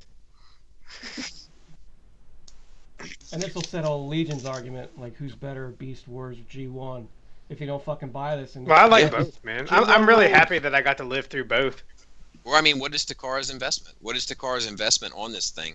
I mean, obviously, like it's $250. They had to invest a lot of time, energy, and effort into it. And if it isn't successful, you know what's the loss there? I don't know. I just hope that it comes out, and if it's $200, it's just amazing. Like that would be nice. There's no way. Look at it. No, man. I'm talking. That's what it's supposed to look like. Damn it. No, it's not. Nothing is ever supposed to look like that. Yeah, it is. Well, to be fair, it does look like exactly like that in the cartoon. Right. I'm just saying that the cartoon is wrong. Except those holes on his hand. If you pull on the tongue, No. the legs move. Yeah, and like, look, for It's a those little gimmick. listening, like, if you're happy, I'm happy for you. But I just like. You don't sound happy. Look at it. Yeah, he's looking at you, man. Look at it, and then look at yourself. Just pretend he's looking at you and saying the same thing. He's like, Just look at it. Look at it. Look at yourself, and say, "This is what I'm going to spend $250 on." Look at you, bro. And look deep in your eyes. He's hypnotizing me, man. Oh, and all I can think of is just imagine how much Rhinox will be if they do him next. Well, Rhinox is smaller than him, though, in the cartoon. That's Yeah, true. but- We have already got a pretty good Rhinox, man. If you put him in the back a little bit, he kind of works. And there's supposed to be LEDs and everything else with this, and I mean, great, you know. But I don't know. I don't like I said. I don't know how popular this shit really is, but I feel like watching the landscape from my perspective, I would have maybe cut back on the LEDs and the scales on scales on scales on scales, and been like, you know, let's try to get this out for 100 to 150 and see how it does. But I think I mean, on one hand, I respect it. I think it's a ballsy move. But on the other hand, I'm like, phew, like Maybe anybody that's got $250 to buy this, please just send me $20 because maybe he comes. Maybe he comes with a rat trap. What the fuck is, LED and a dinosaur? It's in his eyes. I Organic don't know. Dinosaur. yeah, You could ask that about fucking. Oh, would it come out of this? You have to- Yeah, Chris, Come out of you the have to be stigmata? able to look like a real dinosaur, like with glowing eyes and purple skin. yeah. I mean, Just like you gotta Jessica ask that and about any Oh, figure. yeah. I mean, LEDs are pretty much fucking a one-time use only thing. In Beast Wars, Dinobot had the somewhat unique ability to shoot lasers out of his eyeballs in robot mode. Just like a real dinosaur. He No, did. in robot mode, not in dinosaur Did mode. Just like a He- real he dinosaur. He did. turned to robots. Yeah, just like the cat.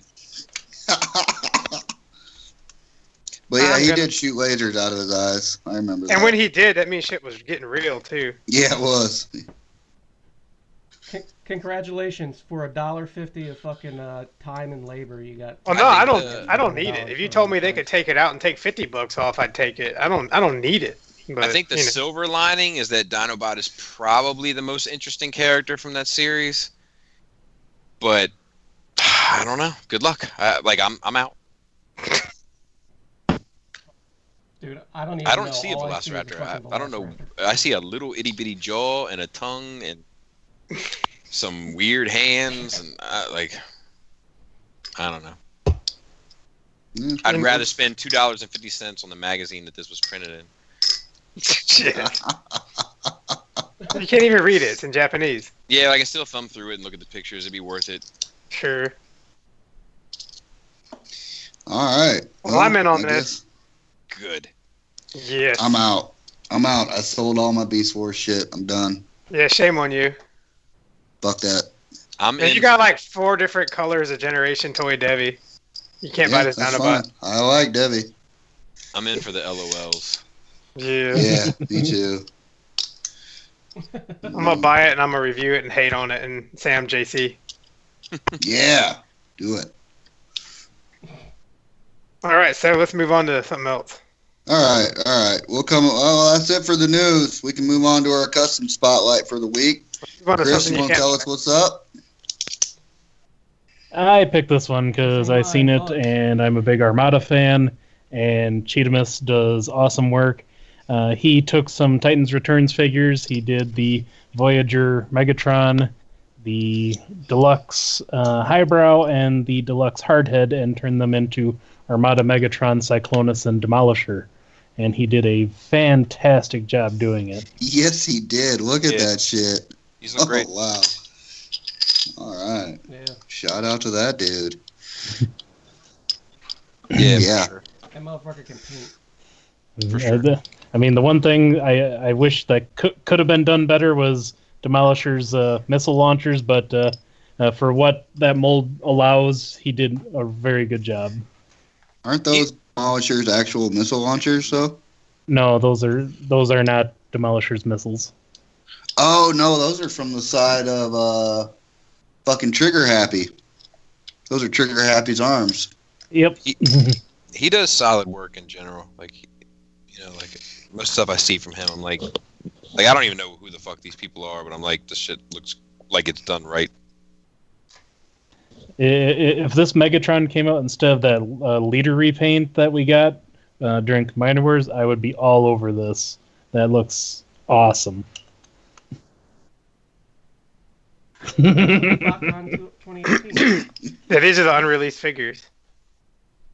You know what? If they were, I'd be sad about BotCon not being around anymore. But I know the only Armada one they were planning on doing was Hot Shot, and that one looked neat too. But yeah, not enough to get me to want them to come back.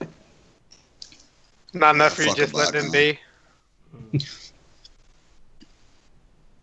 All right.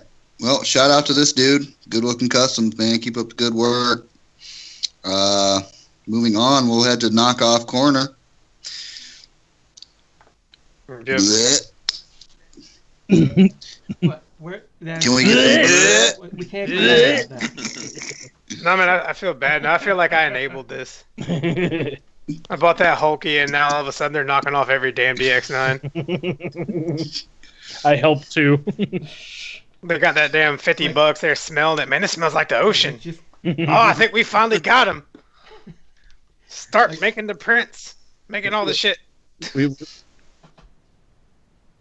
No, what it was is like they had the factory workers primed waiting for that fucking call, and like it was like a telethon situation, waiting to get that fucking money. So as soon as they hit they got that $50. Start to press. Turn the lights back on. So why would you buy this over the DX9? See that's my beef, man. Like the Seeker KO argument, I get it. I fundamentally disagree, but I get it. This one, I'm like, this is just being cheap. They weren't that expensive to start with, man. Yep. They're like $60 a set for 3, and they're fantastic, and they're better than the damn MP11 mold, and they're like, the size of a chicken nugget. Mm-hmm. Yeah, the only time that like this kind of thing, especially Legends, and DX9 particularly, excuse me, is when they oversize a figure that was previously well undersized, like their Scourge, Cyclonus, or Galvatron. But if you're just gonna 1-to-1 knock something off that just fucking came out, fuck you. Yeah, but you're gonna buy these. Yeah, I like these. They deserve that money. So you don't see any repaint fodder in these? You don't want to build another army of Seekers? They're gonna make them all. Why would you want to repaint them? Yeah, I mean, if DX9 drops the, here's the Rainmakers, then great. But I don't really need those guys. How about some G2? Scale, so I'm not. Ooh. Are you shutting the hell up too? Damn it! G2. Everybody hates all the things I like. I love G2. I got a big ass blue Grimlock right next to me. That's all I gotta know. Nice. He's very. I like that blue Grimlock. I mean, I don't like G2 because I was already in high school when that shit came out. But how old are you, man? 36. You weren't in high school when G2 came out. G2 was like 92. I was like almost 14, wasn't I? No, man. You're like fucking 10. Oh. Yeah, I was gonna say, talking about True story. High school the first time or the second time? After the first time I did cocaine, I was like 13, so I think that's when it started coming out. You went to high school, did cocaine, and time traveled to when you were 10 and G2 came out? No, but all that fucking time from like 90, the 90s are a blur to me. Let's just put it like that. So maybe kind of like the rest of my life after 2000. Yeah. So the first time you do cocaine in Iowa, that's like a bar mitzvah for you? Pretty much. I mean, we celebrate meth a little bit more, but... Gross. Yikes. But yeah, like, I mean, the 90s, I don't know any of that shit came out, dude. I was busy, like, banging chicks and doing drugs, so... Yeah, you were like 10 when G2 came out. Yeah, that's about right. Yeah. You know, running the streets, shooting shit with BB guns. Anyway, enough about my terrible childhood. Let's move on to... Are you still on probation from high school? No, man, I've been off paper for like... 12 years? No, Nice. I've been off for 12 years, yeah. Like, ever since my wife had the kid, like, I fucking cleaned up my act, so... Oh, God, you can't have a restraining order on me now. Yeah. You got my baby. All But right, I would, Chris... at DX9, if you're listening, I want G2 versions of all of these. And the ones that didn't have one, make it up. They're not listening.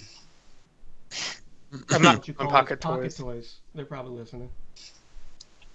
Yeah, really. And what a name, Pocket Toys. Gross. When I grew up, I was something way different. All right. Chris, would you like to tell us about this next item on the list? Yeah, we gotten away from throwing in. Are they sponsored? Toys, what the fuck this thing is. They should be if we're letting us show this shit. No, not at all. But I saw it and I thought, Bobby. Having I do. children, I do. they know She's a British pig, I believe. Oh, that was my stripper name when I was younger and needed money. Peppa Pig. British hog.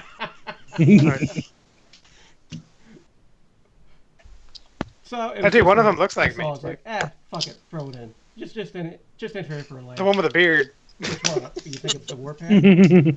Salty Peppa Pig. Nope. Well, So, isn't this a KO of like the Disney label Optimus Prime that turned to Mickey Mouse? Oh, shit. You know what? God knows. I think it is, Bugs. What do you win, Bugs? Regret. Hopefully not this. Yeah. We should buy these and raffle them off to one of our listeners. You know how we can raffle it up? Like all of our listeners just pick a number 1 through 10. If you can match it, you get the prize.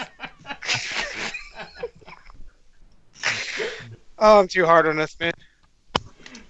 No, it's funny as shit. No, not. It makes us better. Yeah, there we go. Or indifferent, whichever. All right. Well, yeah, these are stupid. Hey, they're not salt and pepper shakers. I don't mean to interrupt, but somebody just sent me Baltimore Club Music Tyrese remix, and I want to see what it's about. All right. Let's play it live on the show. Yeah. Okay.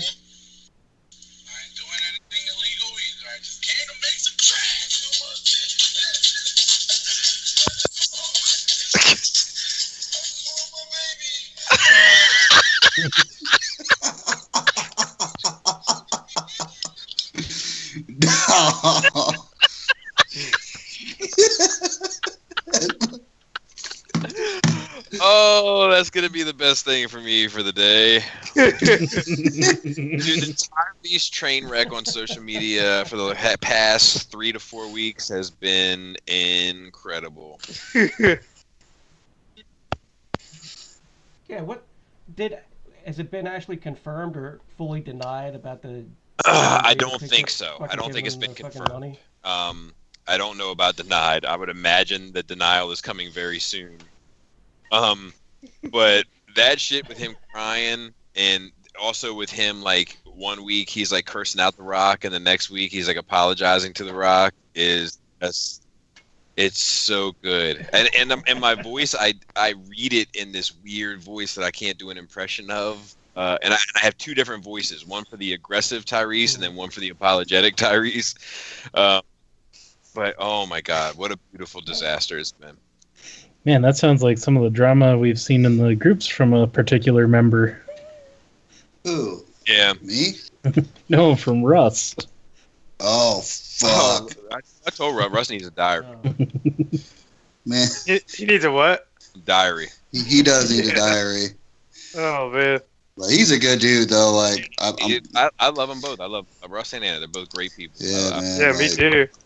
Actually, I got to chop it up with them a good bit at Skullfest this year, like next morning, just to see what happened. Because he actually grew up in Maryland, so we got to talk and share some stories and stuff. Like, they're good folks. But yeah, he needs a diary. and he just needs a way to express himself. A blog. That's not public. Yeah.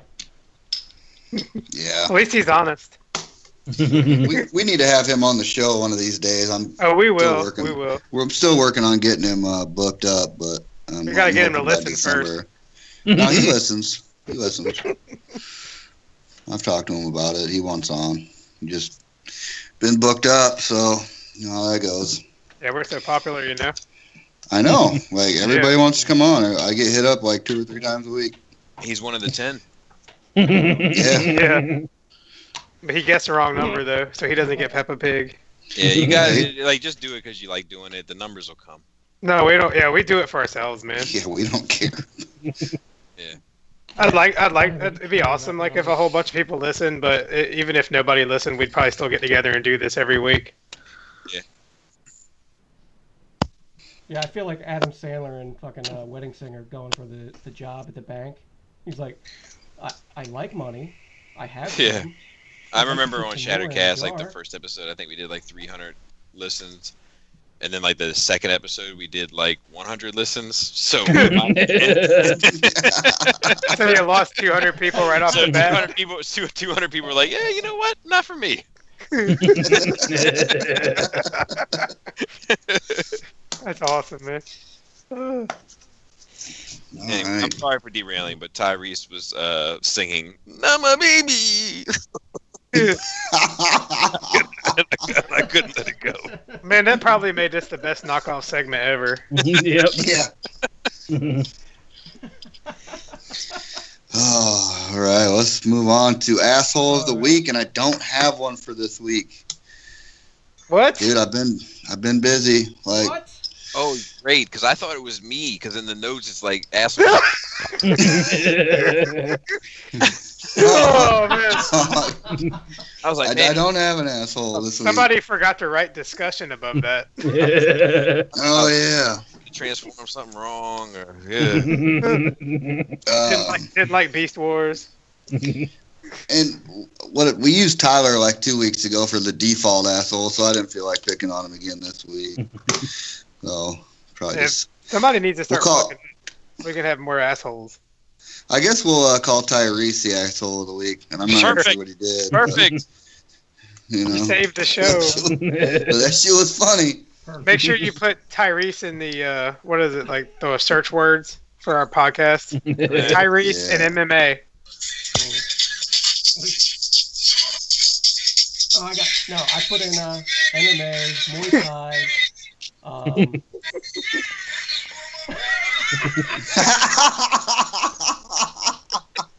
That should be our new outro. I'm not gonna lie to you. I would pay $1 on iTunes to download that shit. Yeah. You better buy the rights to it before somebody else gets it. Oh, Hey, man. Hey, Chris, are the notes out of order? Don't we usually do our guest section after the TO fucking girls? I've been drinking, man. I don't know what's going on. You're hosting, dude. I know. I think Where we're out of are we? order. Okay, so we're going to get into our to know our guest we're section. fine. Yep. Let's do All it. right, and I think everybody knows Bobby pretty well, but for our listeners that don't, can you tell us a little bit about some of the projects you're working on? Some of the things you're involved in. I am. I do some reviews on YouTube, and I do 2 podcasts on the Cool Table. I do Nerd Rage Radio and Shattered Cast Uncut, and then I have a my own little business called Defending Our Missing Heroes, which is like art related and kind of more so dedicated to giving back to our what I consider our modern day heroes, like our fire and our police personnel, our military personnel. I've tried to look into doing stuff for teachers and nurses and stuff, but it's a bit harder to find charities for those folks. They're kind of unsung, even more so than the previous 3. Oh, for sure. Yeah, and then I just I don't know, and then I just do whatever else I can. Like I'll do this, and anytime anybody hits me up, I just did a radio show for a guy in New York. He hit me up and he was like, "Hey man, I got a college radio show and I'd like to interview you about Transformers." And I was like, "Yeah." And he hit me up and I did it. And then I was like, "Do you have a link or anything?" And he's like, "Nope." And I was like, "Okay then." All right. Nope, got that on the reel-to-reel. We'll play it next weekend. Yeah, but that's pretty much how it was. I was like, "All right, man, cool." You might actually be on the air, dude. Like on Yeah. the AM FM.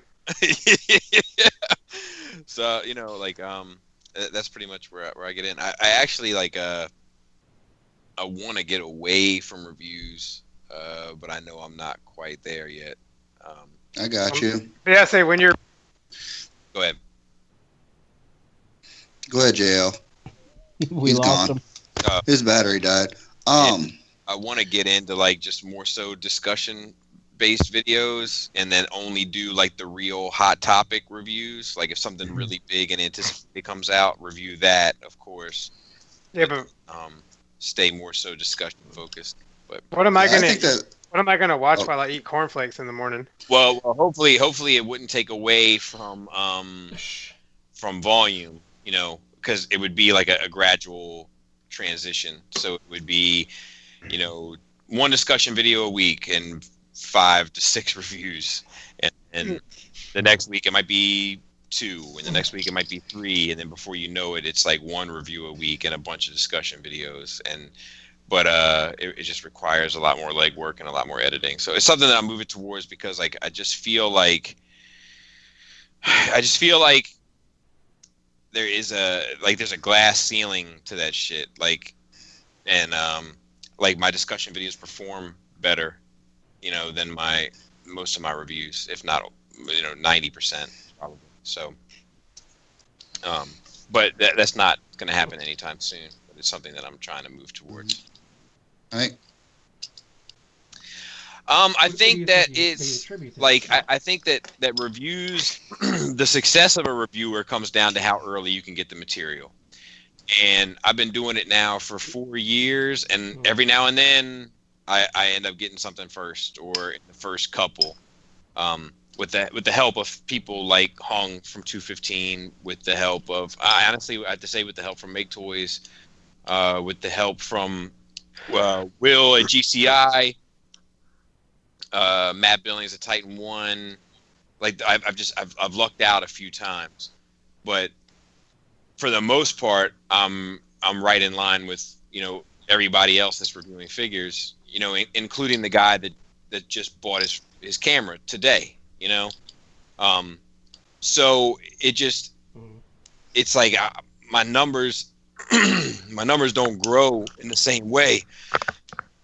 But if I talk about something, those numbers do better. And what I think it is that I think that I have, I don't know. I think that what attracts people to my material is my point of view and and whatever I bring, like my personality, and that's something that maybe a lot of other reviewers can't duplicate. So it doesn't matter how fucking first somebody gets right. They can't. Well, what I'm for me, talking. I enjoy your reviews because I'm getting the facts on the figures, and not a lot of opinion. A lot of the times, you go through the whole thing and you tell it exactly how it is. Yeah, the opinion usually comes at the end. That's really like my opinion in. So I think we all appreciate that because I want the facts. And I appreciate like the people the people that have stuck with me and been with me have I feel like have been more supportive. I say this all the time. Like I feel like and this isn't any knock to them, but like if you look at like the MGOs or the whoever had MGO has I think like 200,000 some subscribers. Like damn. Yeah, like people that are doing those types of numbers. And I think that, like if you look at that, right, if I was to look at it and say, okay, well, he's got 200 and let's say 20,000, I don't know what it is. And then his videos are doing 50,000. So a quarter of the people that are subscribed to him are watching his videos, his big videos, and I got 12,000, but 6,000 people are watching my big videos. So half my people are watching. So I'm getting a larger return, statistically, right? But I feel like the people that are subscribed to a lot of these bigger names, they like a lot of things that they do, of course. Like MGO can transform the fuck out of a figure, and there's no doubt about it. That's not a knock. He has a high quality lights and camera and all that shit. Like it's not a knock on him. But I feel like he might have, and I'm just using him as an example. This isn't a pick on MGO thing, but like he might have. Of his 250,000, he might have 25% that are like big MGO fans, and they really like him. And then he has another 25% that respect his professionalism, let's say, and then another 25% that like how quick he gets a figure. And then another 25% that just signed on because when you search Transformer Reviews, his name might be the first to pop up. And it's deserved because he's doing big numbers. He's been doing it forever, and he's a professional in that sense. But I feel like in my pocket, what makes it different is that like I might have 50% that love me. That like genuinely have love for me, and that I give that, and I try to give that love back, but that I think is the thing that is different. It's a different relationship between reviewer and viewer on the Skullface channel than with a lot of other channels. And I think that harnessing that is going to work out better for me and hopefully be more enjoyable for people in a more discussion-based format. It's more personal, right? Than something like that, right? Yeah. Yeah, like not to go back to MGO, but how much of MGO exactly, and that's something that I do. Like I do that on purpose to try, and dude, like I would love to invite the world, but like I just can't. I legitimately just cannot fit a whole lot more people in my house. But I do that. I like shout out to Energon Addict from Realm of Collectors. Like he hits me up and thank me for it. And a lot of people hit me up, and that's cool. And that's not why I do it either. But he really gets it. Like it is my attempt at trying to return the love. Like look, let me feed you for a day. Let me, put a roof over your head for a day and hope you have a good time for a day. Let me try to do this for you as a sign of appreciation, like for supporting me. And usually that's why the people that support me more are quicker to get an invite, because it's just a quicker thank you to them for that. And I think the group of people that we surround ourselves with and the people that you know are all the caliber of type of people that. Yeah, you know, no, I get that. I appreciate that. definitely don't feel like anybody is taking it for granted. You know, like I definitely feel like people are very happy and appreciative, and like I don't like. Of course, I want them to appreciate it, but I don't want them to view it that way. You know, like I don't want them to be like, "Oh man, I'm so lucky to be." I just want to like just just enjoy. You know, like just let's kick back. Yeah. No, I mean, I think, they just realize you're just another guy who's got, a wife, kids. Exactly. Exactly. And like addiction. when I started getting into all this shit on a creator level in terms of, podcasts and reviews or what have you, like most of it was because there was a void, in my opinion, of a voice for people like me.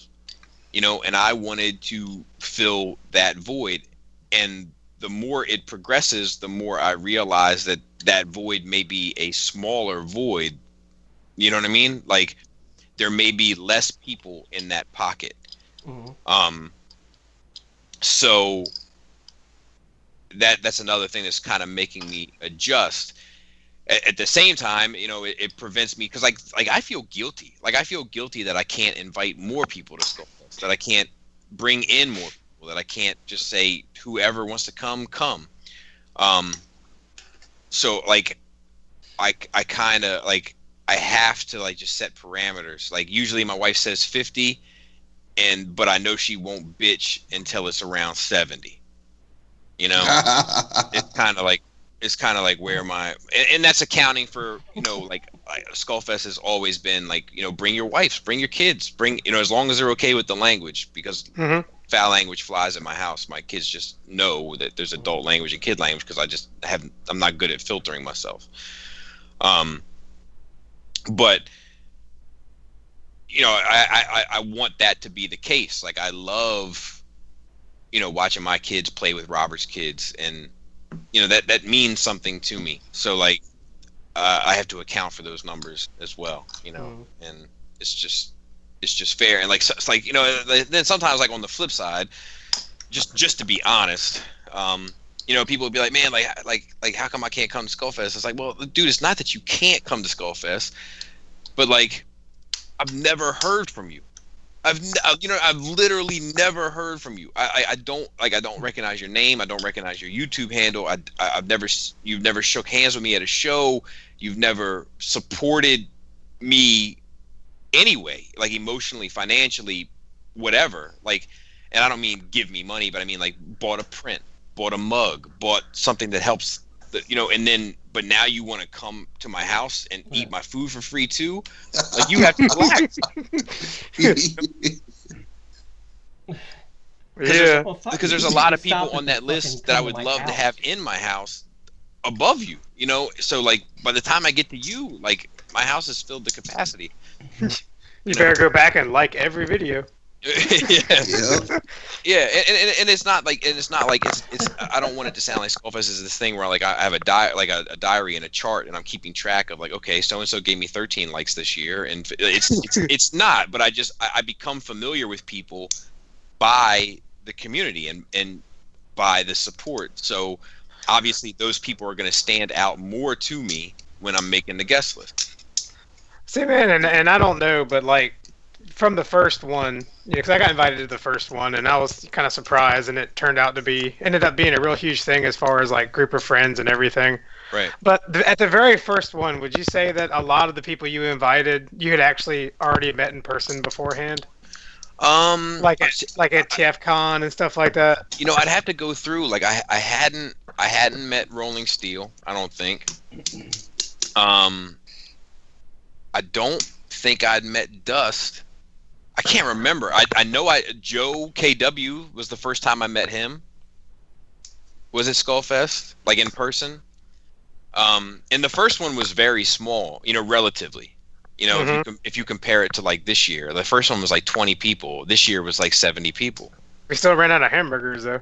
yeah, because I was I think I was unprepared just how many you boys could put away. Yeah. But like, I got one and I sold it on eBay. and I know that like sometimes it's unrealistic. Like I've invited, because like Catfish has been like a big supporter from day one. So I continue to invite Catfish to everyone, even though I know he lives in Iowa. I know that's not a realistic expectation. You know what I mean? That he's going to come, but I want him to make sure he's welcome. And in the same breath, I'm also like, I'm also very humble. Like I don't, like in my head, I'm like, man, I don't want anybody to feel obligated to come. So like I've never invited Yule until this year. And last year, Yule said to me, he was like, if you invited me, I would probably show up. and then I feel shitty because Yule has been a big supporter from day one. But I've just never invited him because I'm like, man, I don't even want you to have to think about whether or not to buy the plane ticket because it's a waste of your money, Yule. It's how I see it. You know what I mean? Oh, that's a hell of a time, man. It is a good time. It is a good time. I definitely got to get out for one of them. It's literally the thing I look forward most to the whole year. Even though like, this past year, like I spent, I think a total of 6 hours cooking. Jesus. Yeah, it was. Right in front of that fucking So all that day. kind of sucks. I'd like to figure out a way around that, but like at the time, I really don't notice because like I'll cook and then I'll close the grill up, walk around, and shake a hand and have a beer and talk some shit, and then go back to the grill, and it's not that big of a deal. But like like my wife and I talked like maybe have it catered one year or something. But like at the same time, like then it's there's something about it that's less personal. It's like I'm cooking this food for you. Like there's something personal about that for me.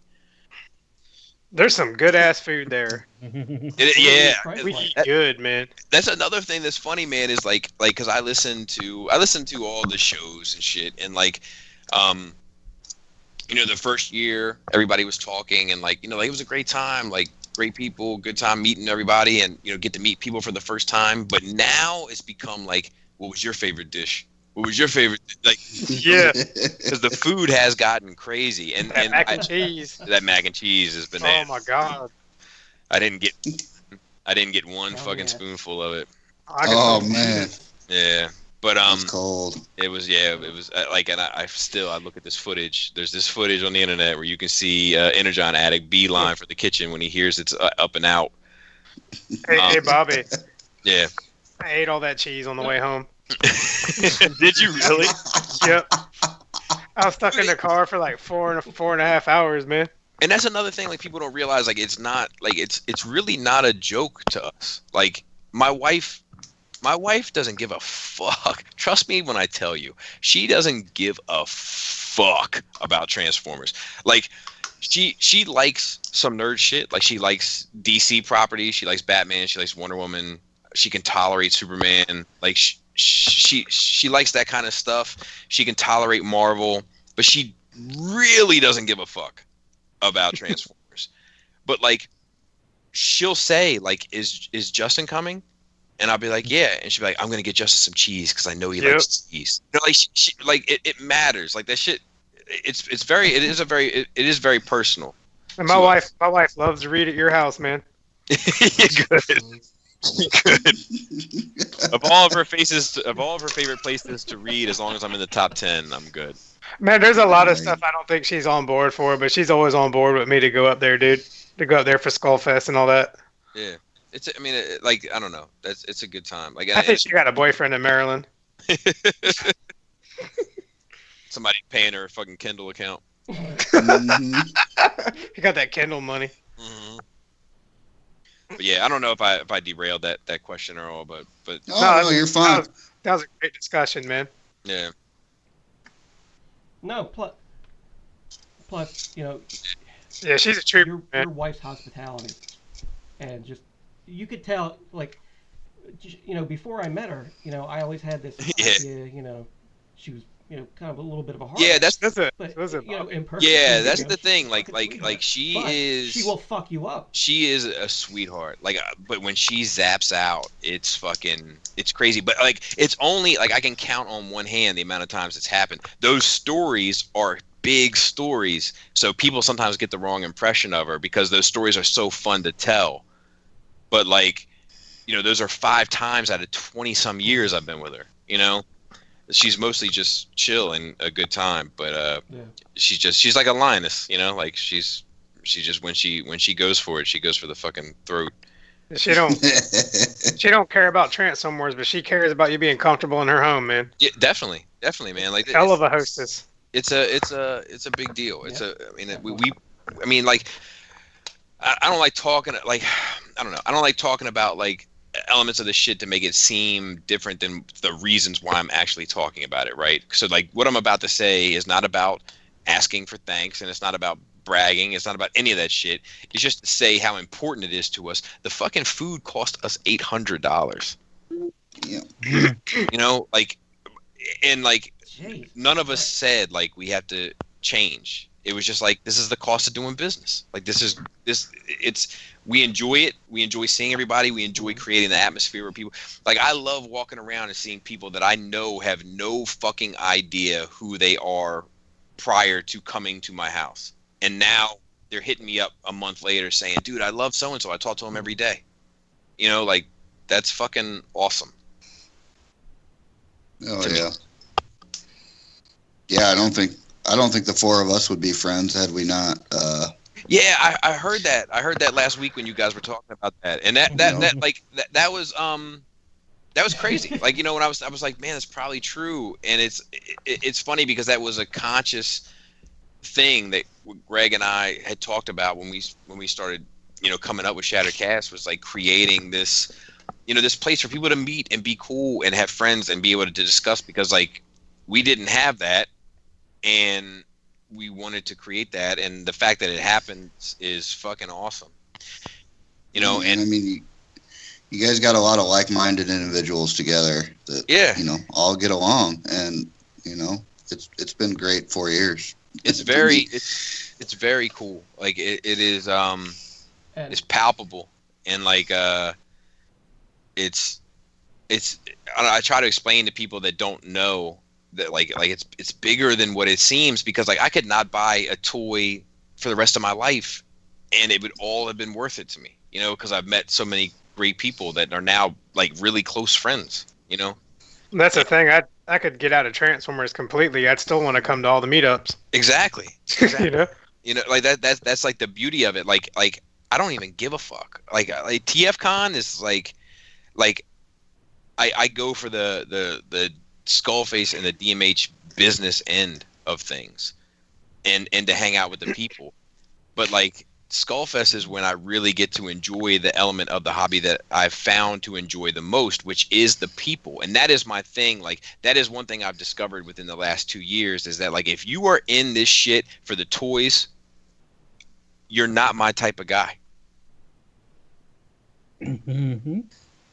You know, like that's the cold truth. And like there's a lot of people like I always think to myself, like these people that bark at me sometimes, you know, because I get called an idiot. You know, I get called an idiot 20 times a day. Like that's not, you know, like by strangers. Like that's not normal. You know, that's not normal for me. And like I mean, I did go to school and I did get taken out of class to have to take certain classes in the resource room. Like I was not the brightest kid in my school. Where, you know, when you're in a class and there's one teacher per student, you know there's an issue. Dude, shout out to the resource room, fucking LDBD, bud. And like, yeah, like these people that like I've never talked to, and they just strike at me immediately, like, you fucking dickhead, you fucking idiot, you know, I hate you, and I, you know, like all this shit. I just like, my initial response is like, man, like you don't know that this sounds self-centered, but it's not how I mean it. But I in my head, the first thing that pops to me is like, you don't know what I could do for you, you know. And I don't mean it personally, like but like, you don't know the people that I could introduce you to that would change your fucking life, you know, like by just having a group of friends to talk to. Maybe you wouldn't be so fucking angry. Maybe if you had a bigger house. Yeah, that shit. God damn. I love that. You're dumb, but you got a big house. How'd you do that? I'm married up. Mm-hmm. Oh man, God, when you said that killed me, dude. Yeah, like people are crazy. Like, I mean, like the shit that I get accused of. Like, what's funny is I've been so honest about it. Like, the moment that Make Toys started sending me shit, I told people immediately. Like the moment that anybody has sent me anything, viewer, store, company, I always say it at the beginning of the video. I always say it, and people still accuse me of trying to hide something. It's like, why would I hide it? Ooh. Oh shit. No. Carry on.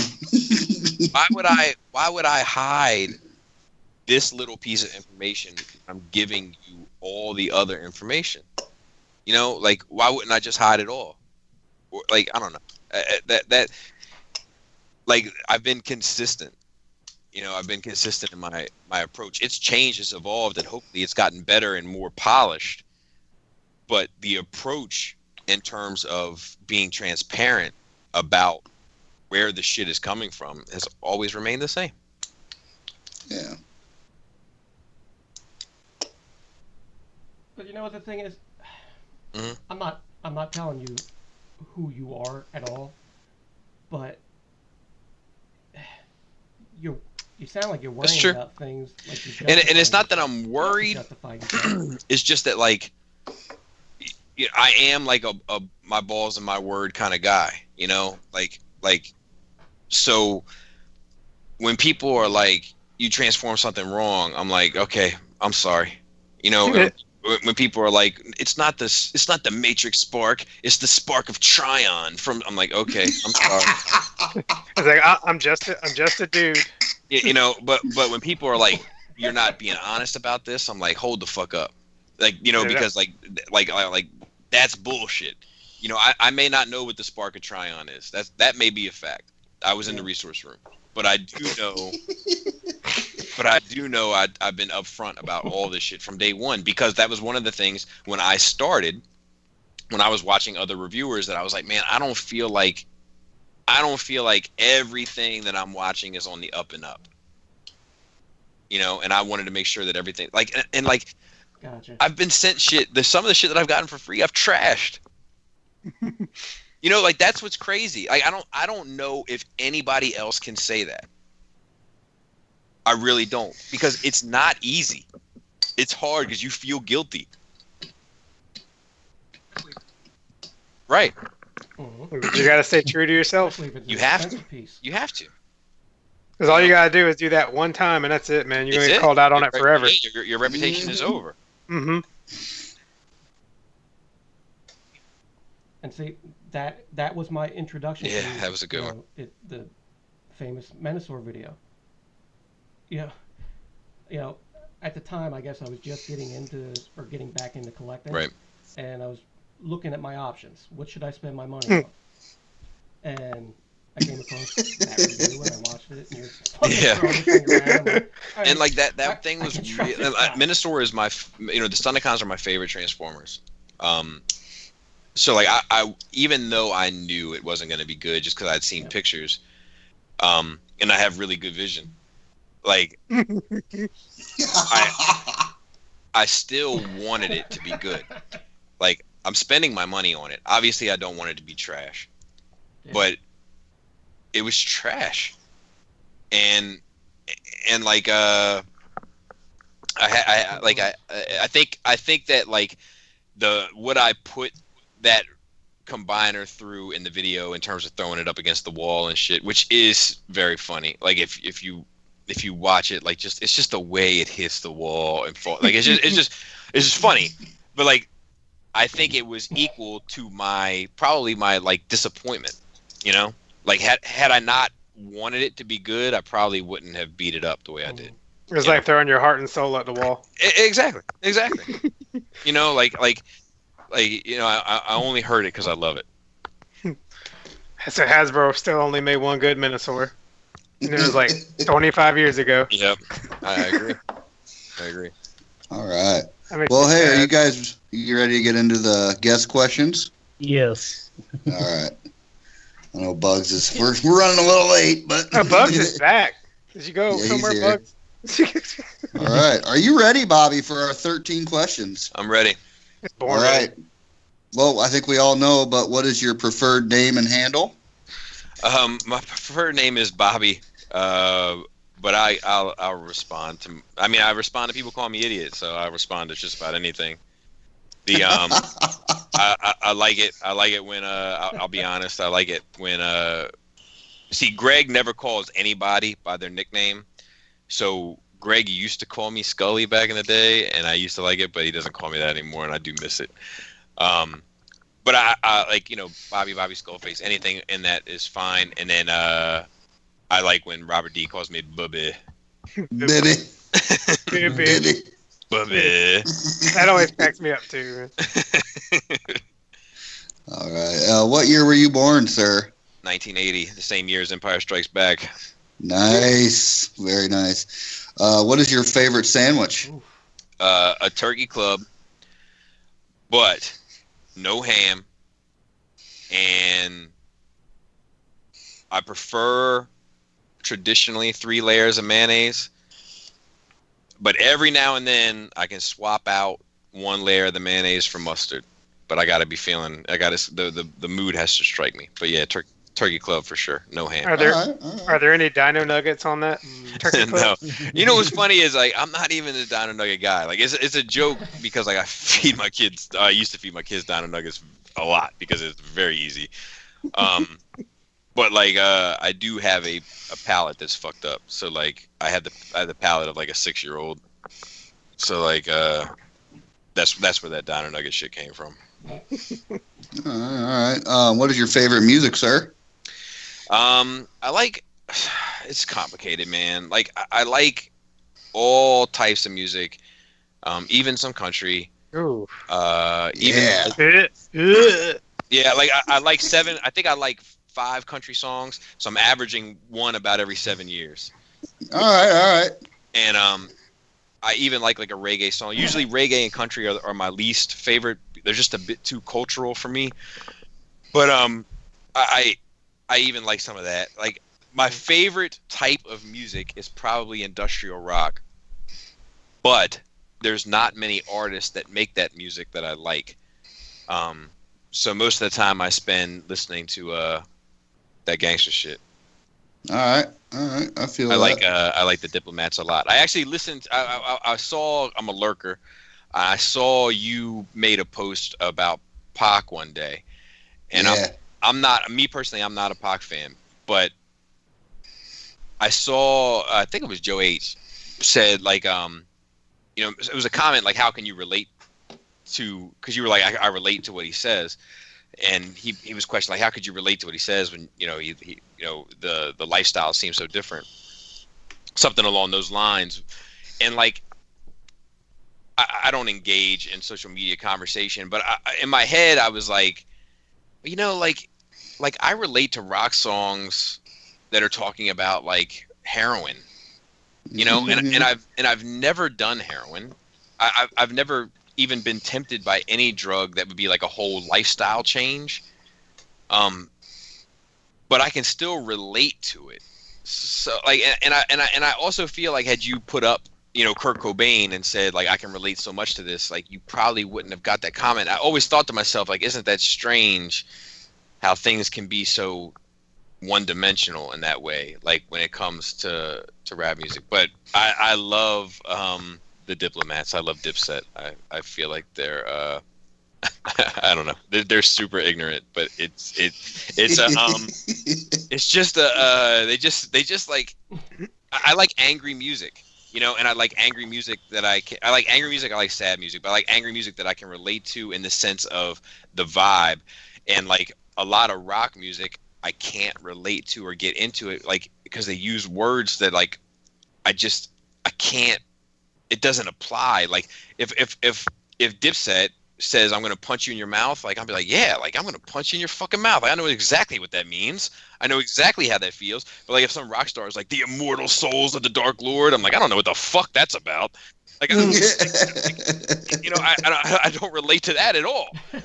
So like that just seems to be the pocket. Like I like all types of music, but I love like Nine Inch Nails. I love Marilyn Manson. I love anything that Keenan touches or sings to.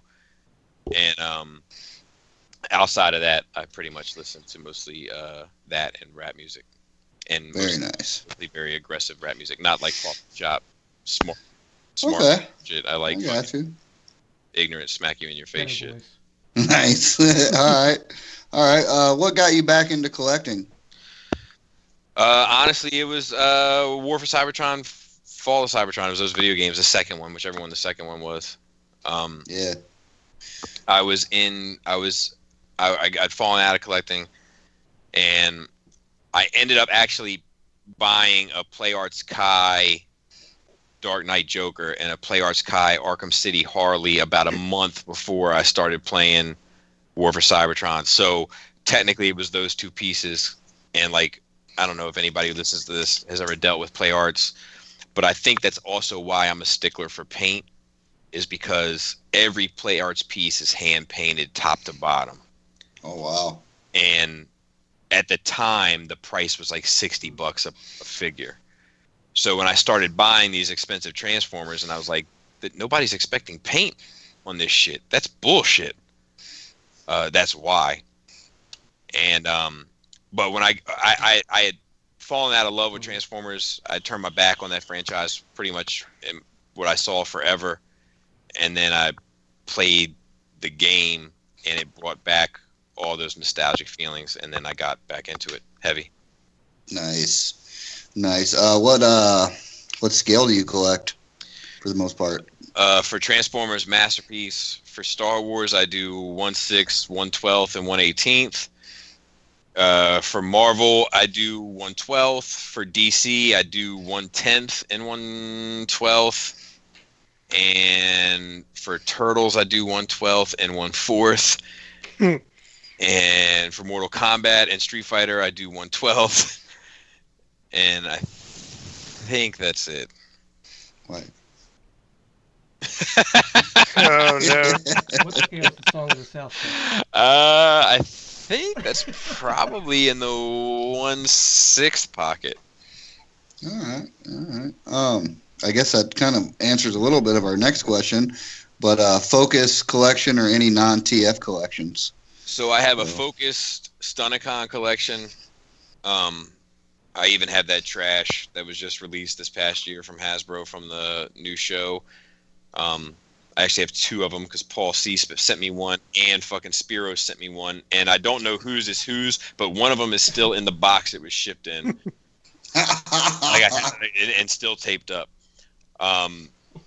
I have, and then I have my Transformers collection, obviously, and then Star Wars, Turtles, Mortal Kombat,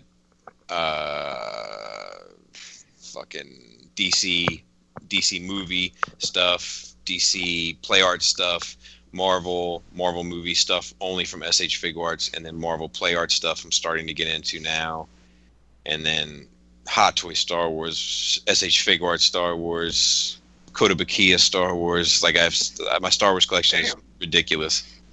And then I have some odds and ends. Like I have the NECA Planet of the Apes stuff. I have the SH Figuarts Mario Brothers stuff. I have like little odds and ends collections. But yeah, I collect anything that I love, but I haven't loved anything new in a long time. Okay, I feel that. Yeah. What? I got a side question. I want to. Why don't you do a Star Wars problem podcast? is my schedule and people that want to do it with me. My schedule is so fucked up. Like for instance, this week I could do a Star Wars podcast tomorrow from 9 to 12. Right. AM. You know, and then next week it might be next week actually I can tell you for a fact it would be Wednesday from 9 to 12. You know, but it's so fucked up. I do have a couple people that I am in talks with to try to get one up and running. Even if I'm not a part of it, like I would like to be behind the scenes at the very least to get one up and running because I love that franchise so much. But it's just a matter of timing for me, really, is all it comes down to. Even if you put something out once a month, That would be tight. Yeah, You and know there's what I mean? so much stuff. Like I say this all the time to people. Like when people are like, I don't know. I'm like, man, there's fucking TV, there's movies, there's toys, there's regular shit like conversation and discussion, and I would love to do it. I'm not good at I have a hard time. Like I'm not a good person necessarily to work with unless you're a workhorse. Because like I go, like I go from 6 a.m. until 10 p.m. every day, nonstop. Go go go go go go go go go, and a lot of people are not that tight, So like I can be a pain in the balls. Like I can be a real pain in the balls, but if you work with me, I'm a pain. I'm a real pain. I'm obnoxious. I admit it. I'm completely obnoxious. But it's not easy. So you got to really be signed on. You got to really be ready to work, because, that's what I do myself. So that's what I require of other people. Exactly. Yeah, because your time is your most valuable possession. So exactly. You want everybody on board exactly. and 100%. doing what they're supposed to do to make the machine go. Yeah, I feel that for sure. To KO or not to KO? Not to KO. Yep. Nobody guessed that one. Yeah, nobody would have guessed. I'm gonna make a counter video. Yeah. And like a thing that that often gets lost in the hate that I got from that video. And that video, I mean, that video did well. And that video was successful. And people love to hate. Yeah, but I think that like I don't care. Like I said in the beginning of the video, but people forget that part. But like I really don't care what people buy. And it's not like I'm the type of guy that'll be like, yeah, like it's not like, dude, I want to tell you something. Okay, what do you got, man? Like, is your wife okay? Yeah. Are you healthy? Yeah. What's wrong? I have a KO in my collection. Like, dude, I don't give a shit. Like I don't care what other people buy and what makes them happy. That video was just about my thoughts and feelings, about my personal stance on it. But I'm not. It's not. I don't know. There's something going around in today's day where like you can't have a difference of opinion, or if you do have an opinion, it means you've drawn some line in the sand. And I think that we see it in politics a lot, especially. But like, I don't give a fuck what people buy. Like, it matters not to me. Like that video was just about how I personally feel and why, and it wasn't a personal attack on anyone. And like, Jisk has KOs. I have a KO. I have the Sun Surge, or whatever it is. Is it Sun Surge? No, Beloved Tiger Tracks. Tiger Tracks. Tiger Tracks is in every video of mine almost, and it's a fucking KO. So like, it's not that serious. It's just, if you want to boil it down to the crack rock of how I feel about it, that is in that video. It was a really good video, really thought out. It had a lot of good shit in it, man. And you made plenty of disclaimers in that video that you weren't trying to. I'm fucking editing that video. But yeah, it was a good one, man. Like, I really enjoyed it. I remember people were coming through my house for whatever reason that day. I think we were recording Nerd Rage 100 that day. So like, my house is always kind of a clubhouse. Like, people are kind of always coming in and out. Like, Adam might stop by, Joe might stop by, Chris now isn't stopping by, and then like, it's just, and the rule is like nobody knocks on my door. Everybody just comes in. So like, people were coming in and out that whole day because a lot of people were getting ready for 100, and I had like childhood friends, Mikey Shoulders was there, et cetera, et cetera. And I remember people wanted to see it early, so I played it for people, and I was just watching their expressions. And like, when you create something in your head, you have an idea how you want it to hit. And the one line that I wanted to hit was the line where I said, all this stuff comes from our childhood, but if you're collecting KOs, you're the only one still playing make believe. And Ooh. when right, and that was the one that I was like, after I said it, there's edits and cuts in my videos. Obviously, people can tell, like, because I skip around, like my head skips around. You can tell I'm taking shit out. But when I said that, like Joe and Adam were in the room and they were like, oh shit, you know, like, and I was like, okay, good. And then when I was playing it back for people, like I remember watching Tyler Snowflake, his face and like his eyes got wide, like yikes, you know, because you can expect the reaction, but that was the reaction I wanted. I wanted it to sting a little because I want people to question themselves and, you know, raise the debate. And if they raise the debate, they're like, yeah, he's got a point on this and this, but I'm sticking with this and that, or he's got a point, but I don't buy it because of this, and this. That's all healthy to me. And like the dude that did the reaction video, you know, people were hitting me up like, this dude did a reaction video. I'm like, good. Like, it's raising the discussion. Like, that's a good thing. Like, he doesn't agree with me. Cool. But what's most important is that people are talking about it. That's because that's what I wanted to create, you know? Oh. Mm-hmm. Now, in the reaction video, I don't remember seeing it. Was it just, you know?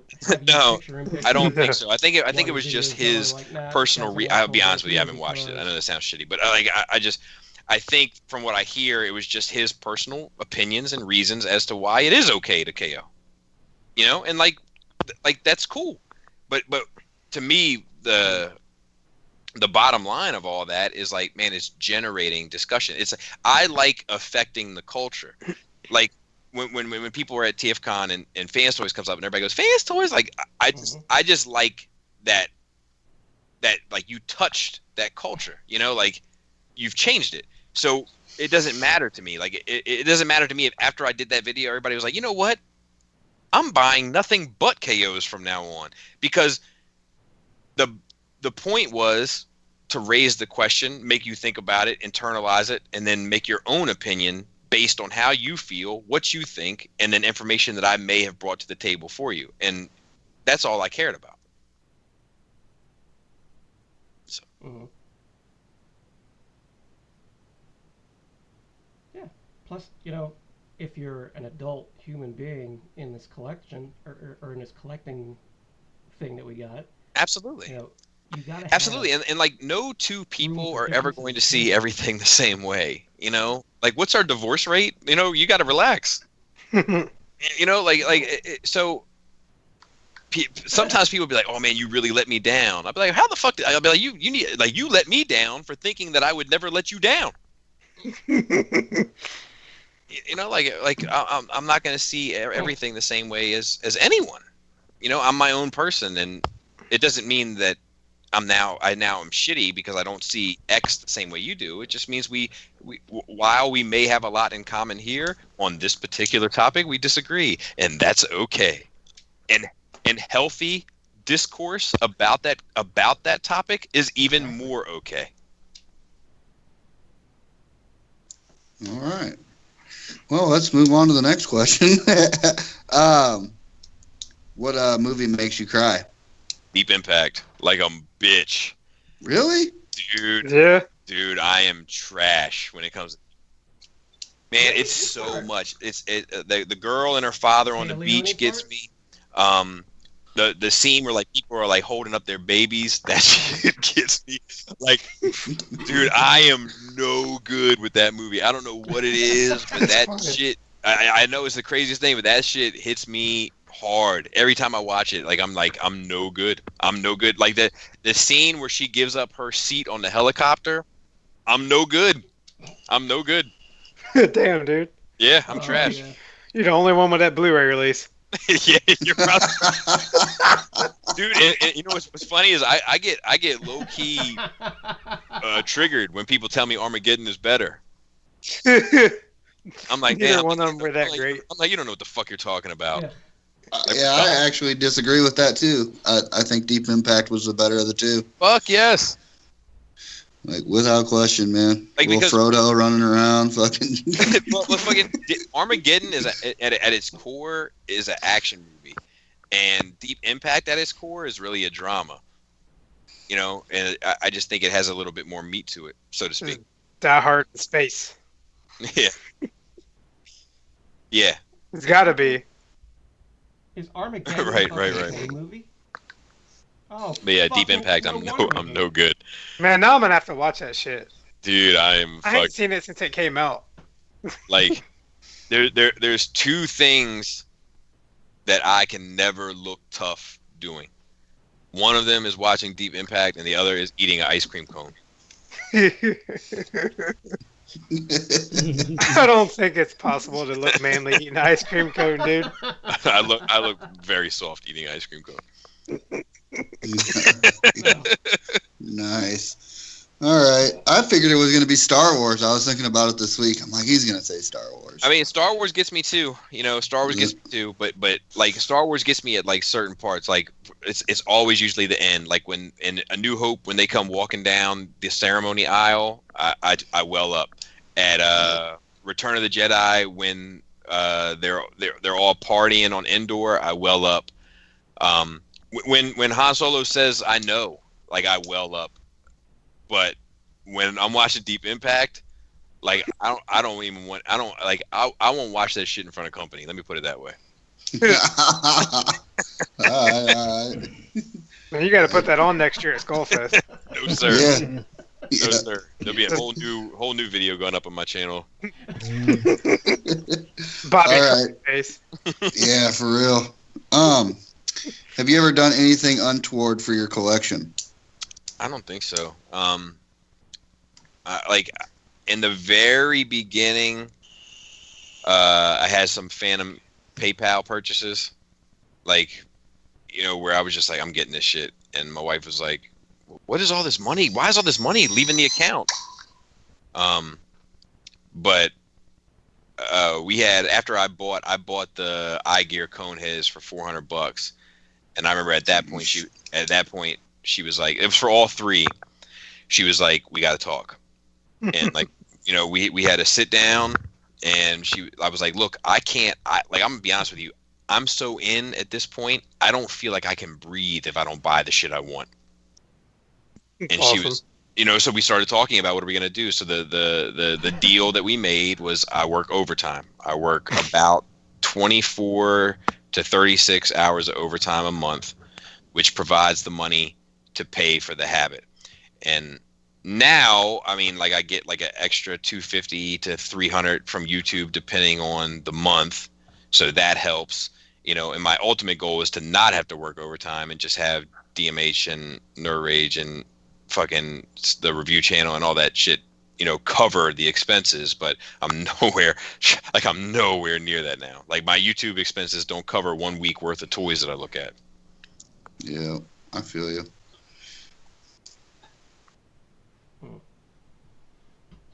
So a question then, I wonder. The work ethic. Like I was always this way, but never about anything productive.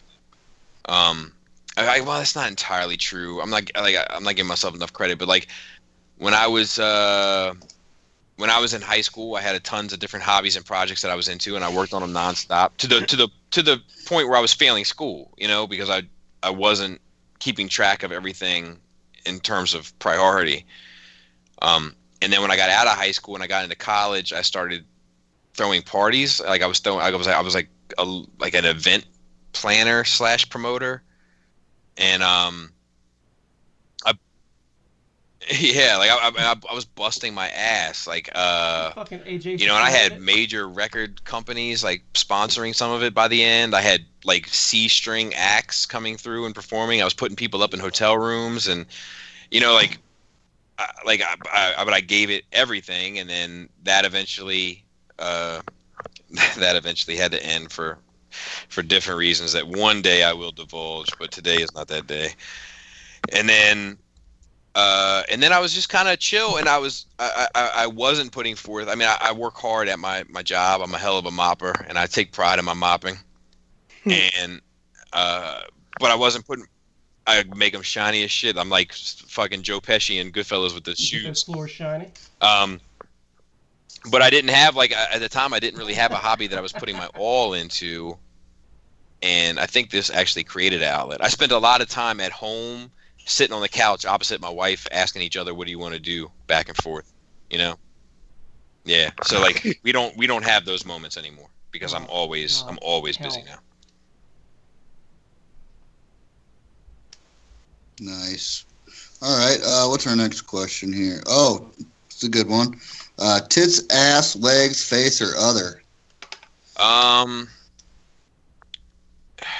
Probably. It's funny. I read these questions to my wife earlier, and she was like, probably ass, right? And I was like, yeah, probably. I'm probably ass, and then legs, and then hips, and then face, and then hair, and then everything else. Like hair or like lack of hair? It could, it's dependent. Like I like a chick that I like a girl that's well put together in general.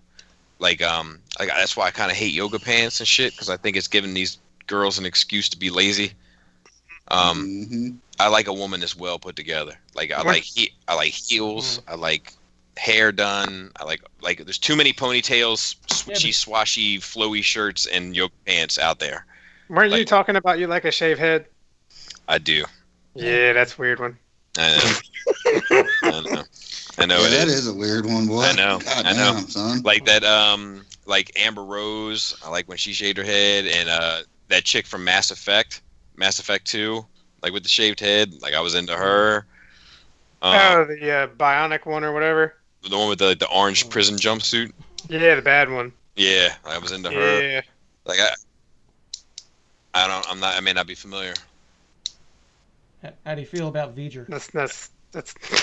I'd have to look at it, man. It's been a long time since I've seen the not V'ger. You're talking about the chick that like was talking for it. Yeah. I'd have to see her, but like and even like like not to be so extreme, but like Christy Mack like shaves the size of her head. Like I dig that. But yeah, I like a voluptuous woman. Like I like a curvy woman, and I like a soft woman. Like I don't like usually when I see these chicks that are like like I CrossFit, and like I'm like, man, you look like Lou Ferrigno's calves. You gotta relax.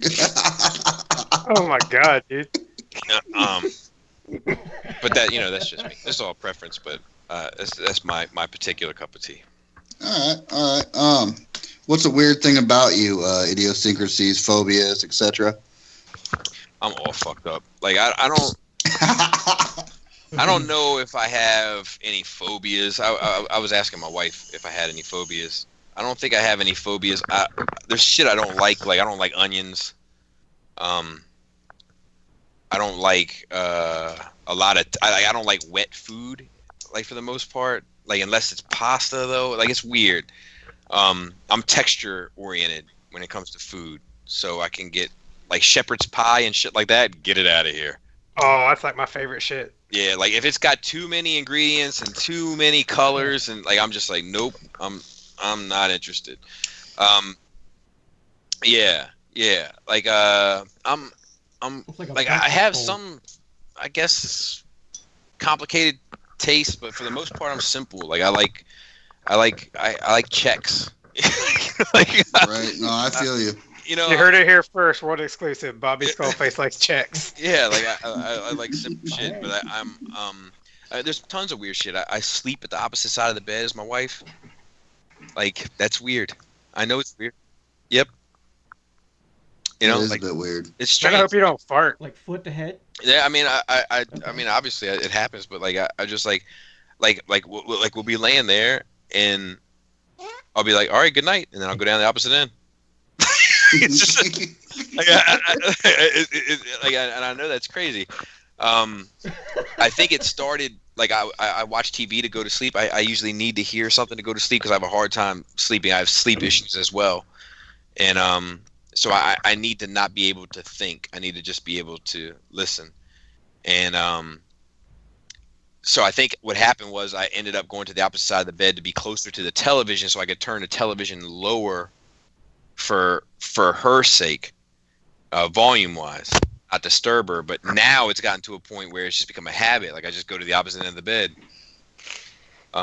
So yeah, I'm strange as shit. I'm particular about everything. Like everything.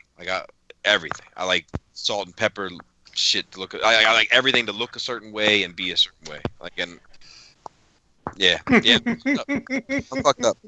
I'm really fucked up. Bobby Spectrum thing. It takes a lot. It's a lot to handle. Like my wife is a saint. All right. And for our last question, what is your go-to sex position, sir? So my go-to is probably her on top, just because that's what happens most often. Yep. But my favorite is like her on her back and me on top, but like my hands in her the back of her knees.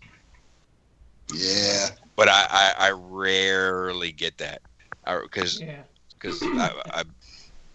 I'll put a hurting on it. That a boy. Oh God. All right. Well, I guess that wraps that up. We all got to know Bobby. Let's get into our total knockouts for the week.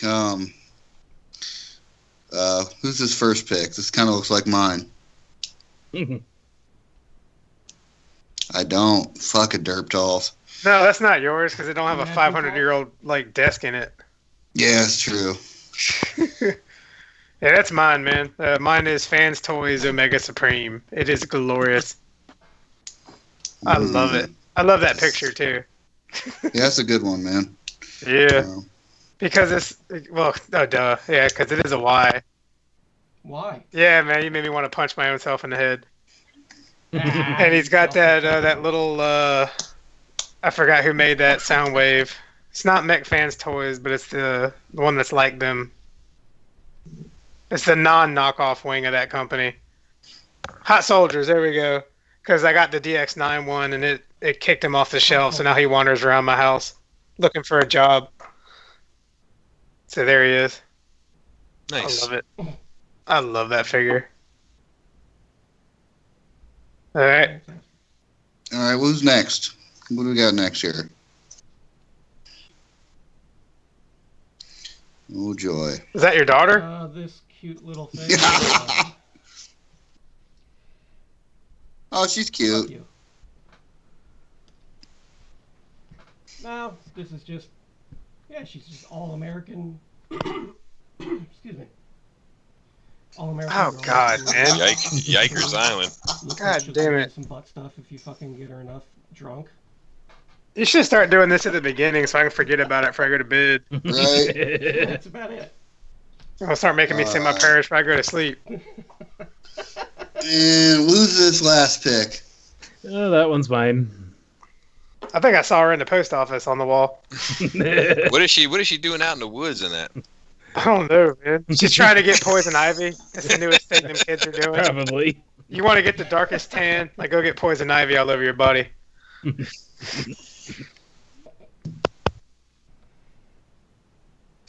All right. Well, I have one, but she's not in the notes. But I sent Wow, Chris, what a segment. her Instagram address. But for you young kids out there, it's at Anastasia ANASTASIYA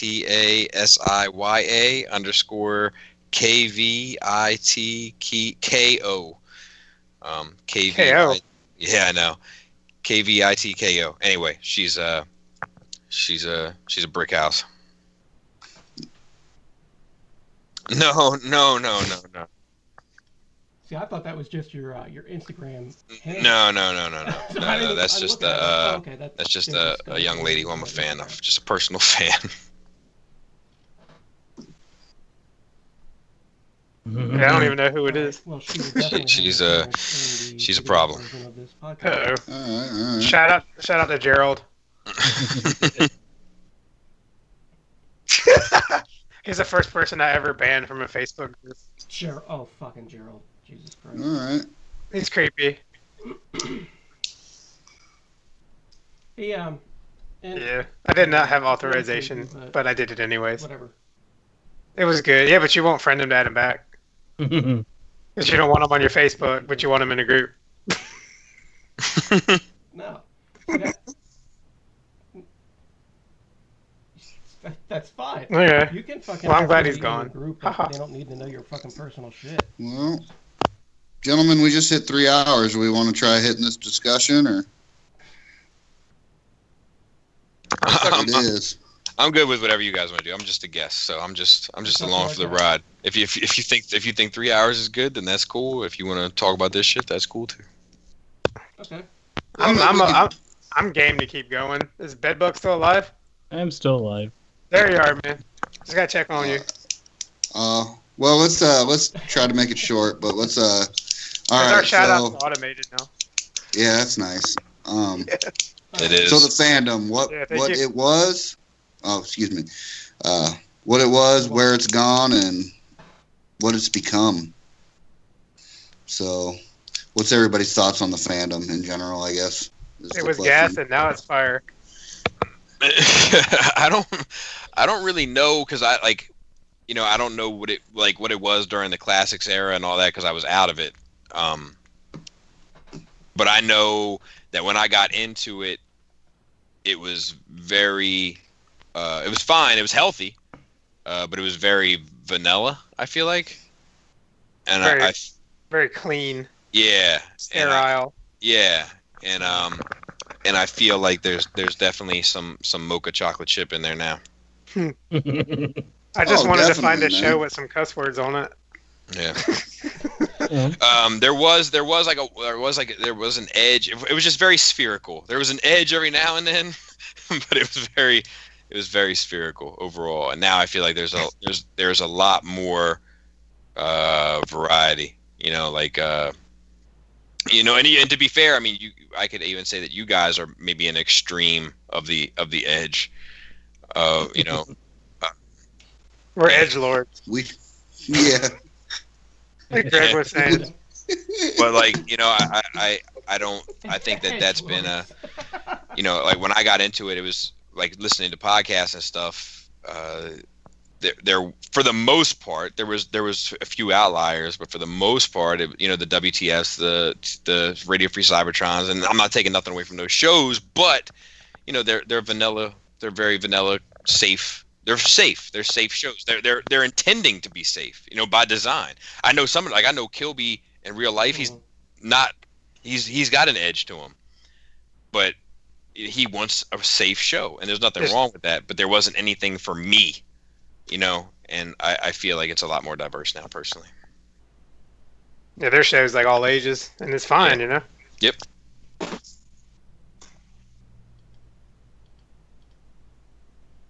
Yeah, and this past TFCon was my first, and I had no idea. Well, we killed it, so you ain't got to worry about that next year. As big as it was.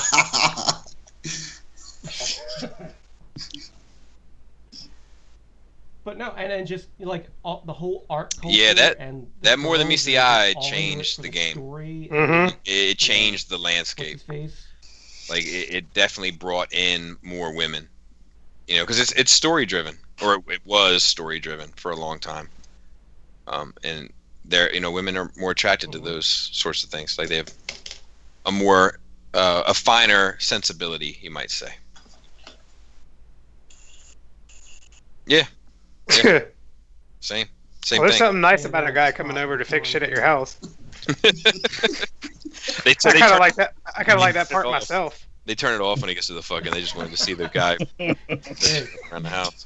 God damn. Yeah.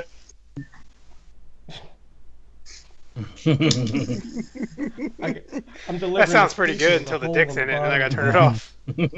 Oh, Jesus Christ.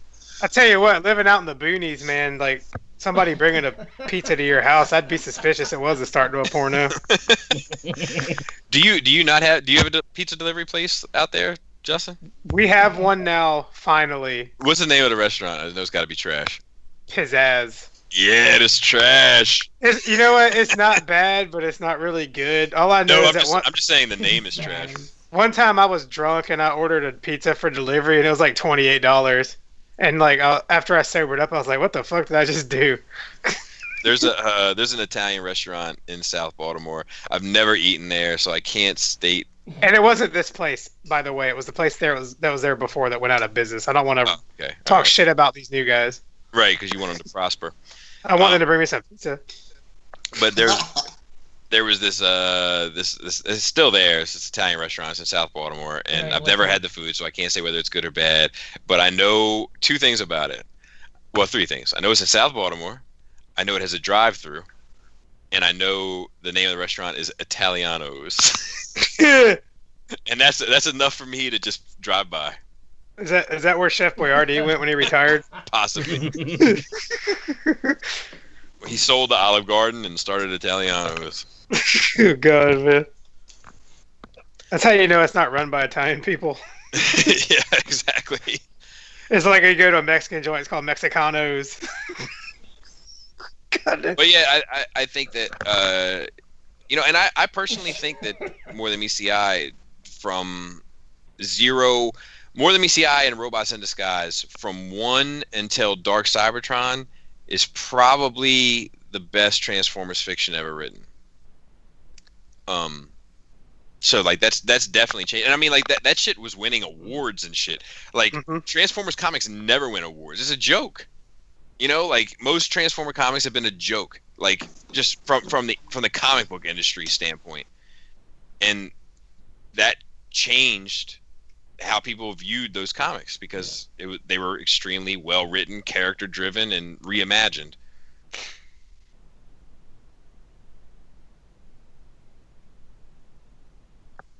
Yeah, I mean, you know, talking about Transformers comics back in, you know, the early 90s, you know, when I heard they were bringing out, you know, the Generation 2 comic, you know, I was at the comic book shop Right. every week. Right.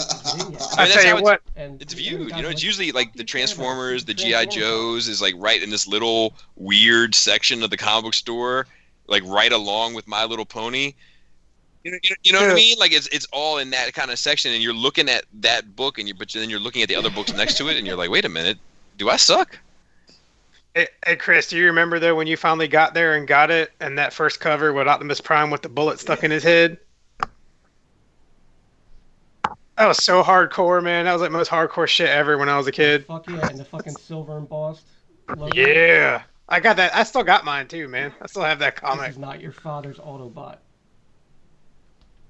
I think they only made like 12 of them though. They didn't make very many. It's like 1 year's worth, I I think. got it too. I have to look. It was the same thing with the Sears catalog. Yes. And it had G2 Megatron, the tank, with the fucking purple and green camo. You know, I was like...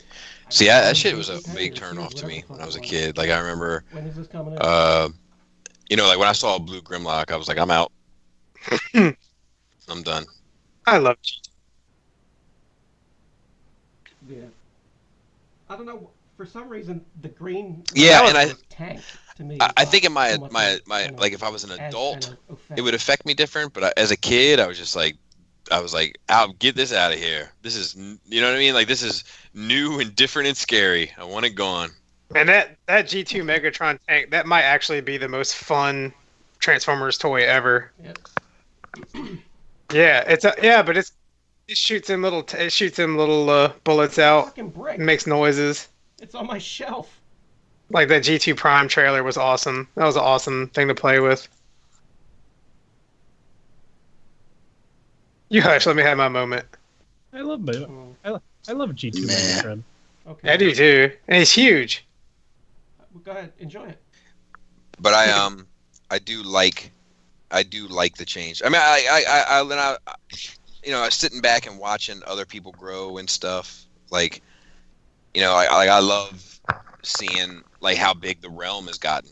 You know, like I remember when they were at Charlotte, and there was like 6 people with T-shirts, and you know, and then now they're taking up a whole staircase. You know, like I that's very, you know, and they did it all themselves. Like they, you know, they hustled and they grinded and they fucking were welcoming and inclusive, maybe even to a fault at times, but like it's impressive, and like it's impressive for me to see the brand that they've built. You know, like shit like that is very enjoyable for me to watch at this point.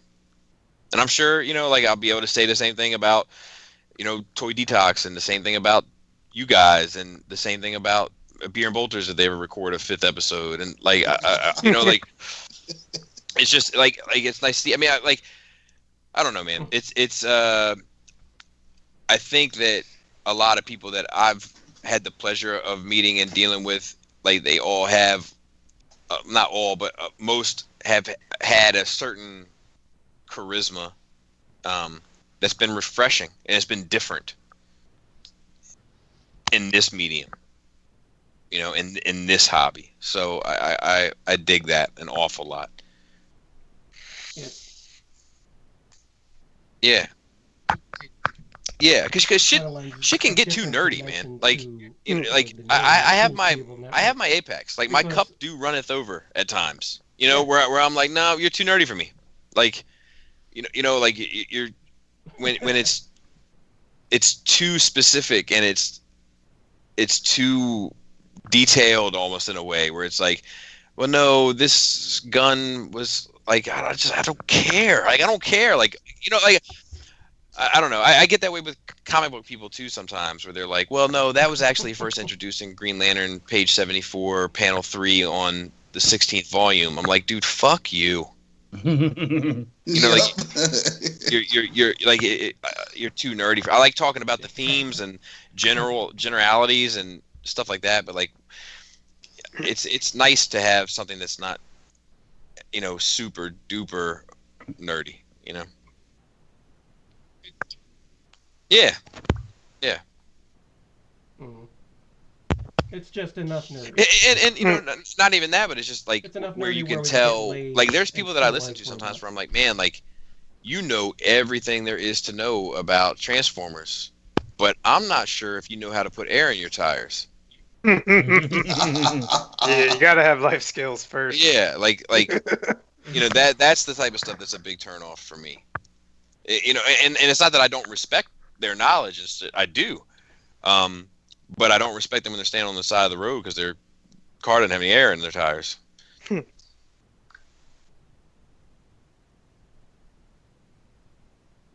Yeah, and I think that, like, just being multi-dimensional, like, I think that's what makes people more interesting to listen to and on a podcast format is when they can talk about more than just Transformers or more than just comics, or when that's what makes it entertaining. I think, like, when we get hit up on Nerd Rage or we get hit up on Shattered Cast, it's never about like our opinion on a toy.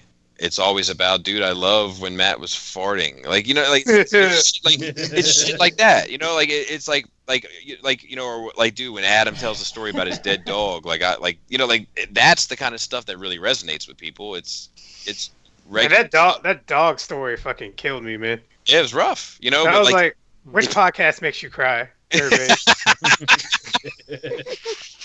Yeah, but it's fucking real. Like, that's what makes it great. Like, when I told the story about shit in the bed on Nerd Rage, like that, it's that stuff that really ends up making like a memorable moment. It's real life shit, man. Exactly. Like the hobby is the hook, but it's the people that will keep people listening. That's my opinion anyway. Mm-hmm. So I like that there's just more options. So the super nerdy folks. I mean, like Triple R, we talk about on Shattered Cast all the time. We give him a hard time, but he's a good guy, and he's a decent guy, and on all that shit. But he's nerdy as fuck. He's super nerdy. But like, he still enjoys Shattered Cast, I guess. So, like, that's cool. But if he didn't enjoy Shattered Cast, there are options for him, and maybe the options that are for him wouldn't necessarily fit someone else, and so they have Shattered Cast to listen to or whatever. So like, I dig that there's a little bit more of a level playing field now, and we weren't the first to do it. I'm not trying to say that. I'm just trying to say that there, in general, there's more of a level playing field. We were the first to copy it. No, I love. That's the thing. All my favorite shows, man, they're not really about the toys or about the subject matter at all. Like, I love all the little stories that everybody tells about their life and all that crazy stuff. Yeah. Exactly. Yeah. Because that's where you find the commonality. Like, okay, like, just take you and me, Bobby. Right.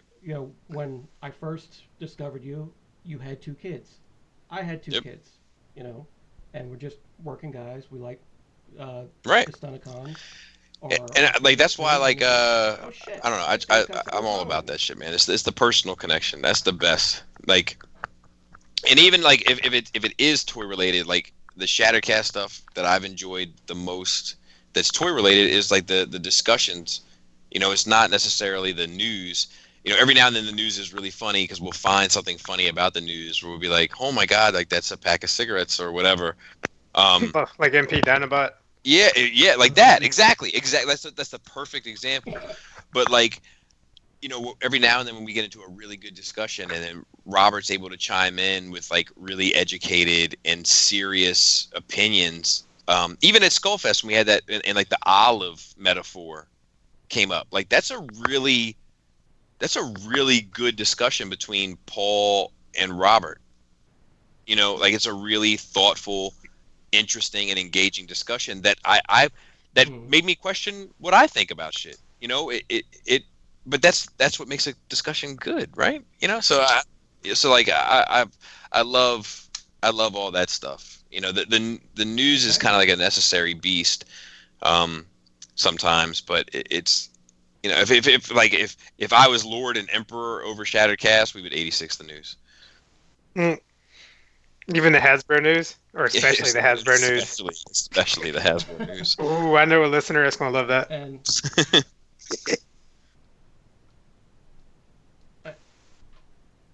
And I think you know, since Catfish is what happened? Wasted, Exactly. We kicked you off the show. Bobby took your place. Fuck. Shut up. I just being this is the Congrats, man. Congratulations, man. Yeah, thanks, man. It's you know, like it just flies by, dude. Like, you know, seems like yesterday. It's really. That's a good episode. It's funny. I was actually listening to episode 100 today. Yeah. Working around. But like that whole like going into the history of how it started and everything. Like, you know, there's a lot. Oh boy, there's a lot.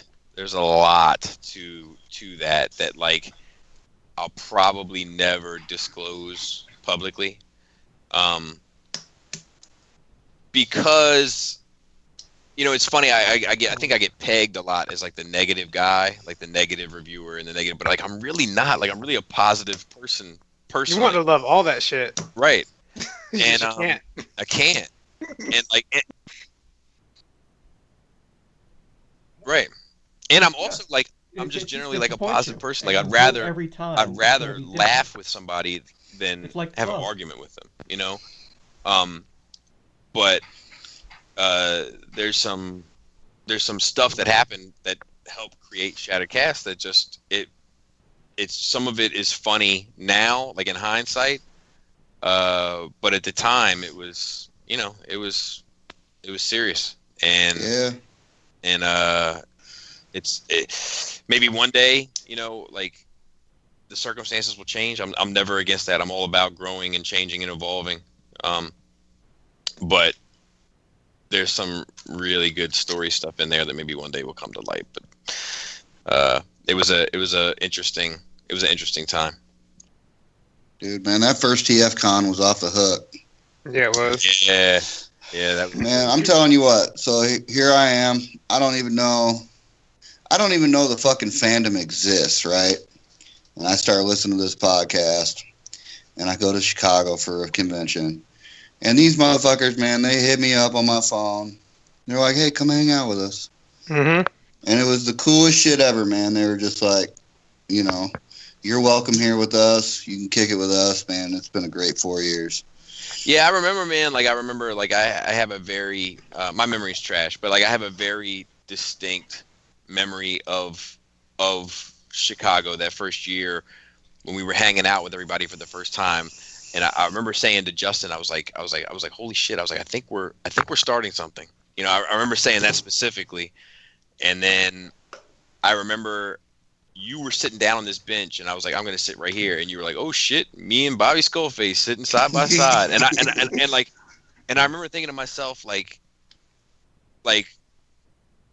you said it as, I mean, obviously we were joking, having a good time. We were you know, we had met each other by that point and everything, but you said it like it was something, and then it just made me realize, like, holy shit, what we are doing means something to someone. Yeah, man, it was something, you know, like, you know, and now, you know, I was starstruck at the moment because I listened to you guys every week, and that was the only thing that I knew about the fandom, was listening to this podcast every week. And now here I am chilling with those guys, and like 4 years later, some of you guys are some of my best friends, man. You know? That's the thing, man. That first TFCon, I hate to say it, it changed my freaking life.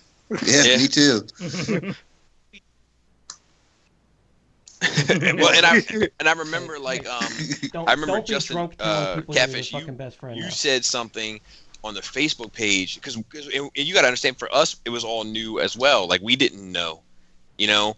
And you said, you put up a post on the Shattered Cast Facebook page, and you were like, fucking shards better come to this motherfucker heavy tomorrow. I want to see Shattered Cast shirts. I want to see Shattered Cast hoodies. And I remember thinking from the outside, I was like, oh shit. Like, you know, like, because we don't know these people. You know, it is what I'm thinking to myself. Like, we don't know who we've really invited to the party here, you know? But then, like, I have to say, like, I haven't met anybody yet that's been a listener of Shattered Cast or Nerd Rage or The Realm or into my reviews or what have you, that I've been like, this dude needs to get out of here. You know what I mean? Like, everybody's, because I think that in order to get into that kind of content, you have to have a little cool in you anyway. If you're just into the toys, you ain't listening to none of this shit. Right. Yeah. You know? Right. And like, in order to sit through 2 hours of Shattered Cast, like, you can't be uptight. You can't be. You know, so it's almost like a filter. It almost like filters people. So you think that's a challenge? Wait till this one goes up.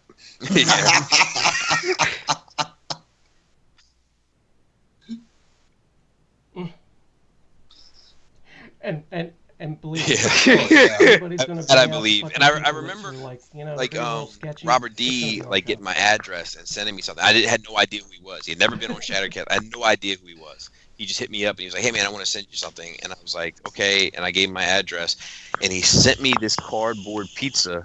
Oh yeah.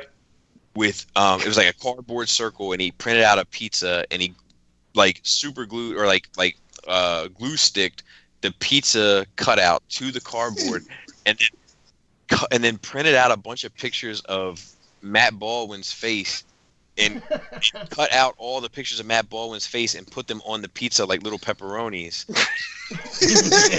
And like, you gotta understand, like, this is very early on, and this came in the mail, and my wife sees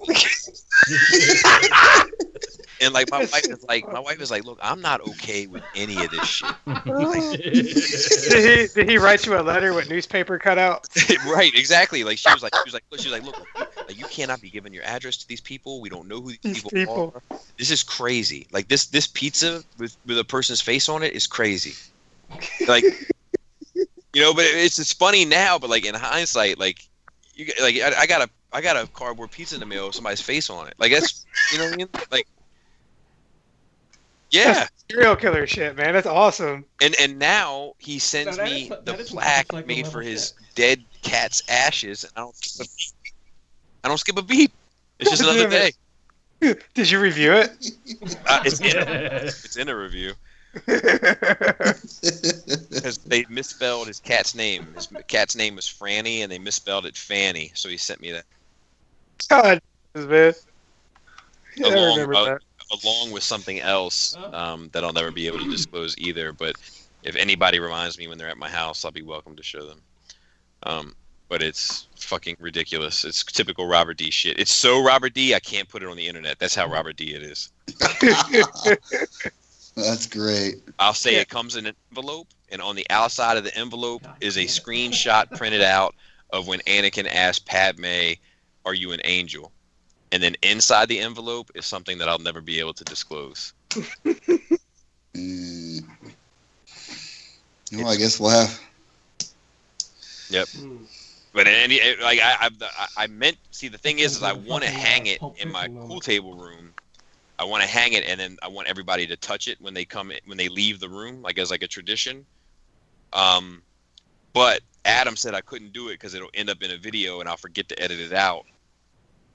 So I haven't done it, but as a result, I always forget to bring people's attention to it when they do stop by. So that goes to anyone out there that's listening. If you're ever at my house and you're like, just say I want to see it. What you mean?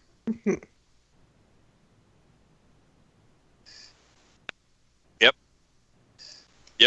Okay, well, it's completely as a completely parent, you non-sexual. do that It's if you're in a it's situation G-rated. where you wouldn't hang up It's fucking G-rated, porn. but it's fucking insane.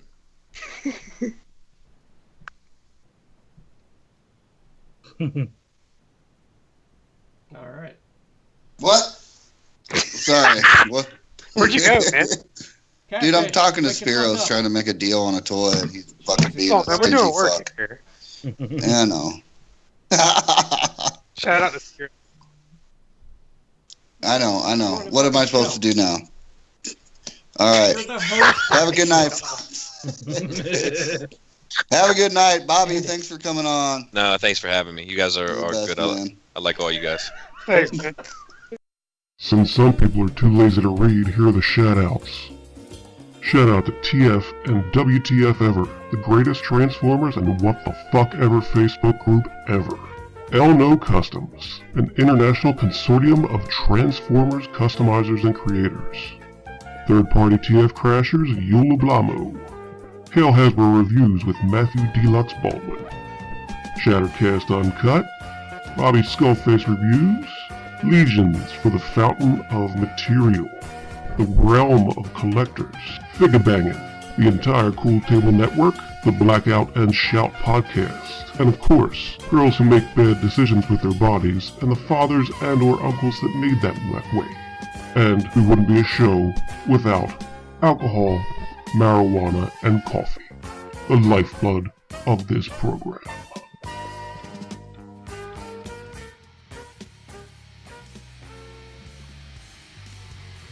If you liked what you heard and want more, like and subscribe. Comment and let us know what you thought. If you're on Facebook and want to join the party and become a fellow dreg, we're at TF and WTF Ever. All hate mail can be sent to tkothepodcast@gmail.com. We'll be back next week with some more nonsense.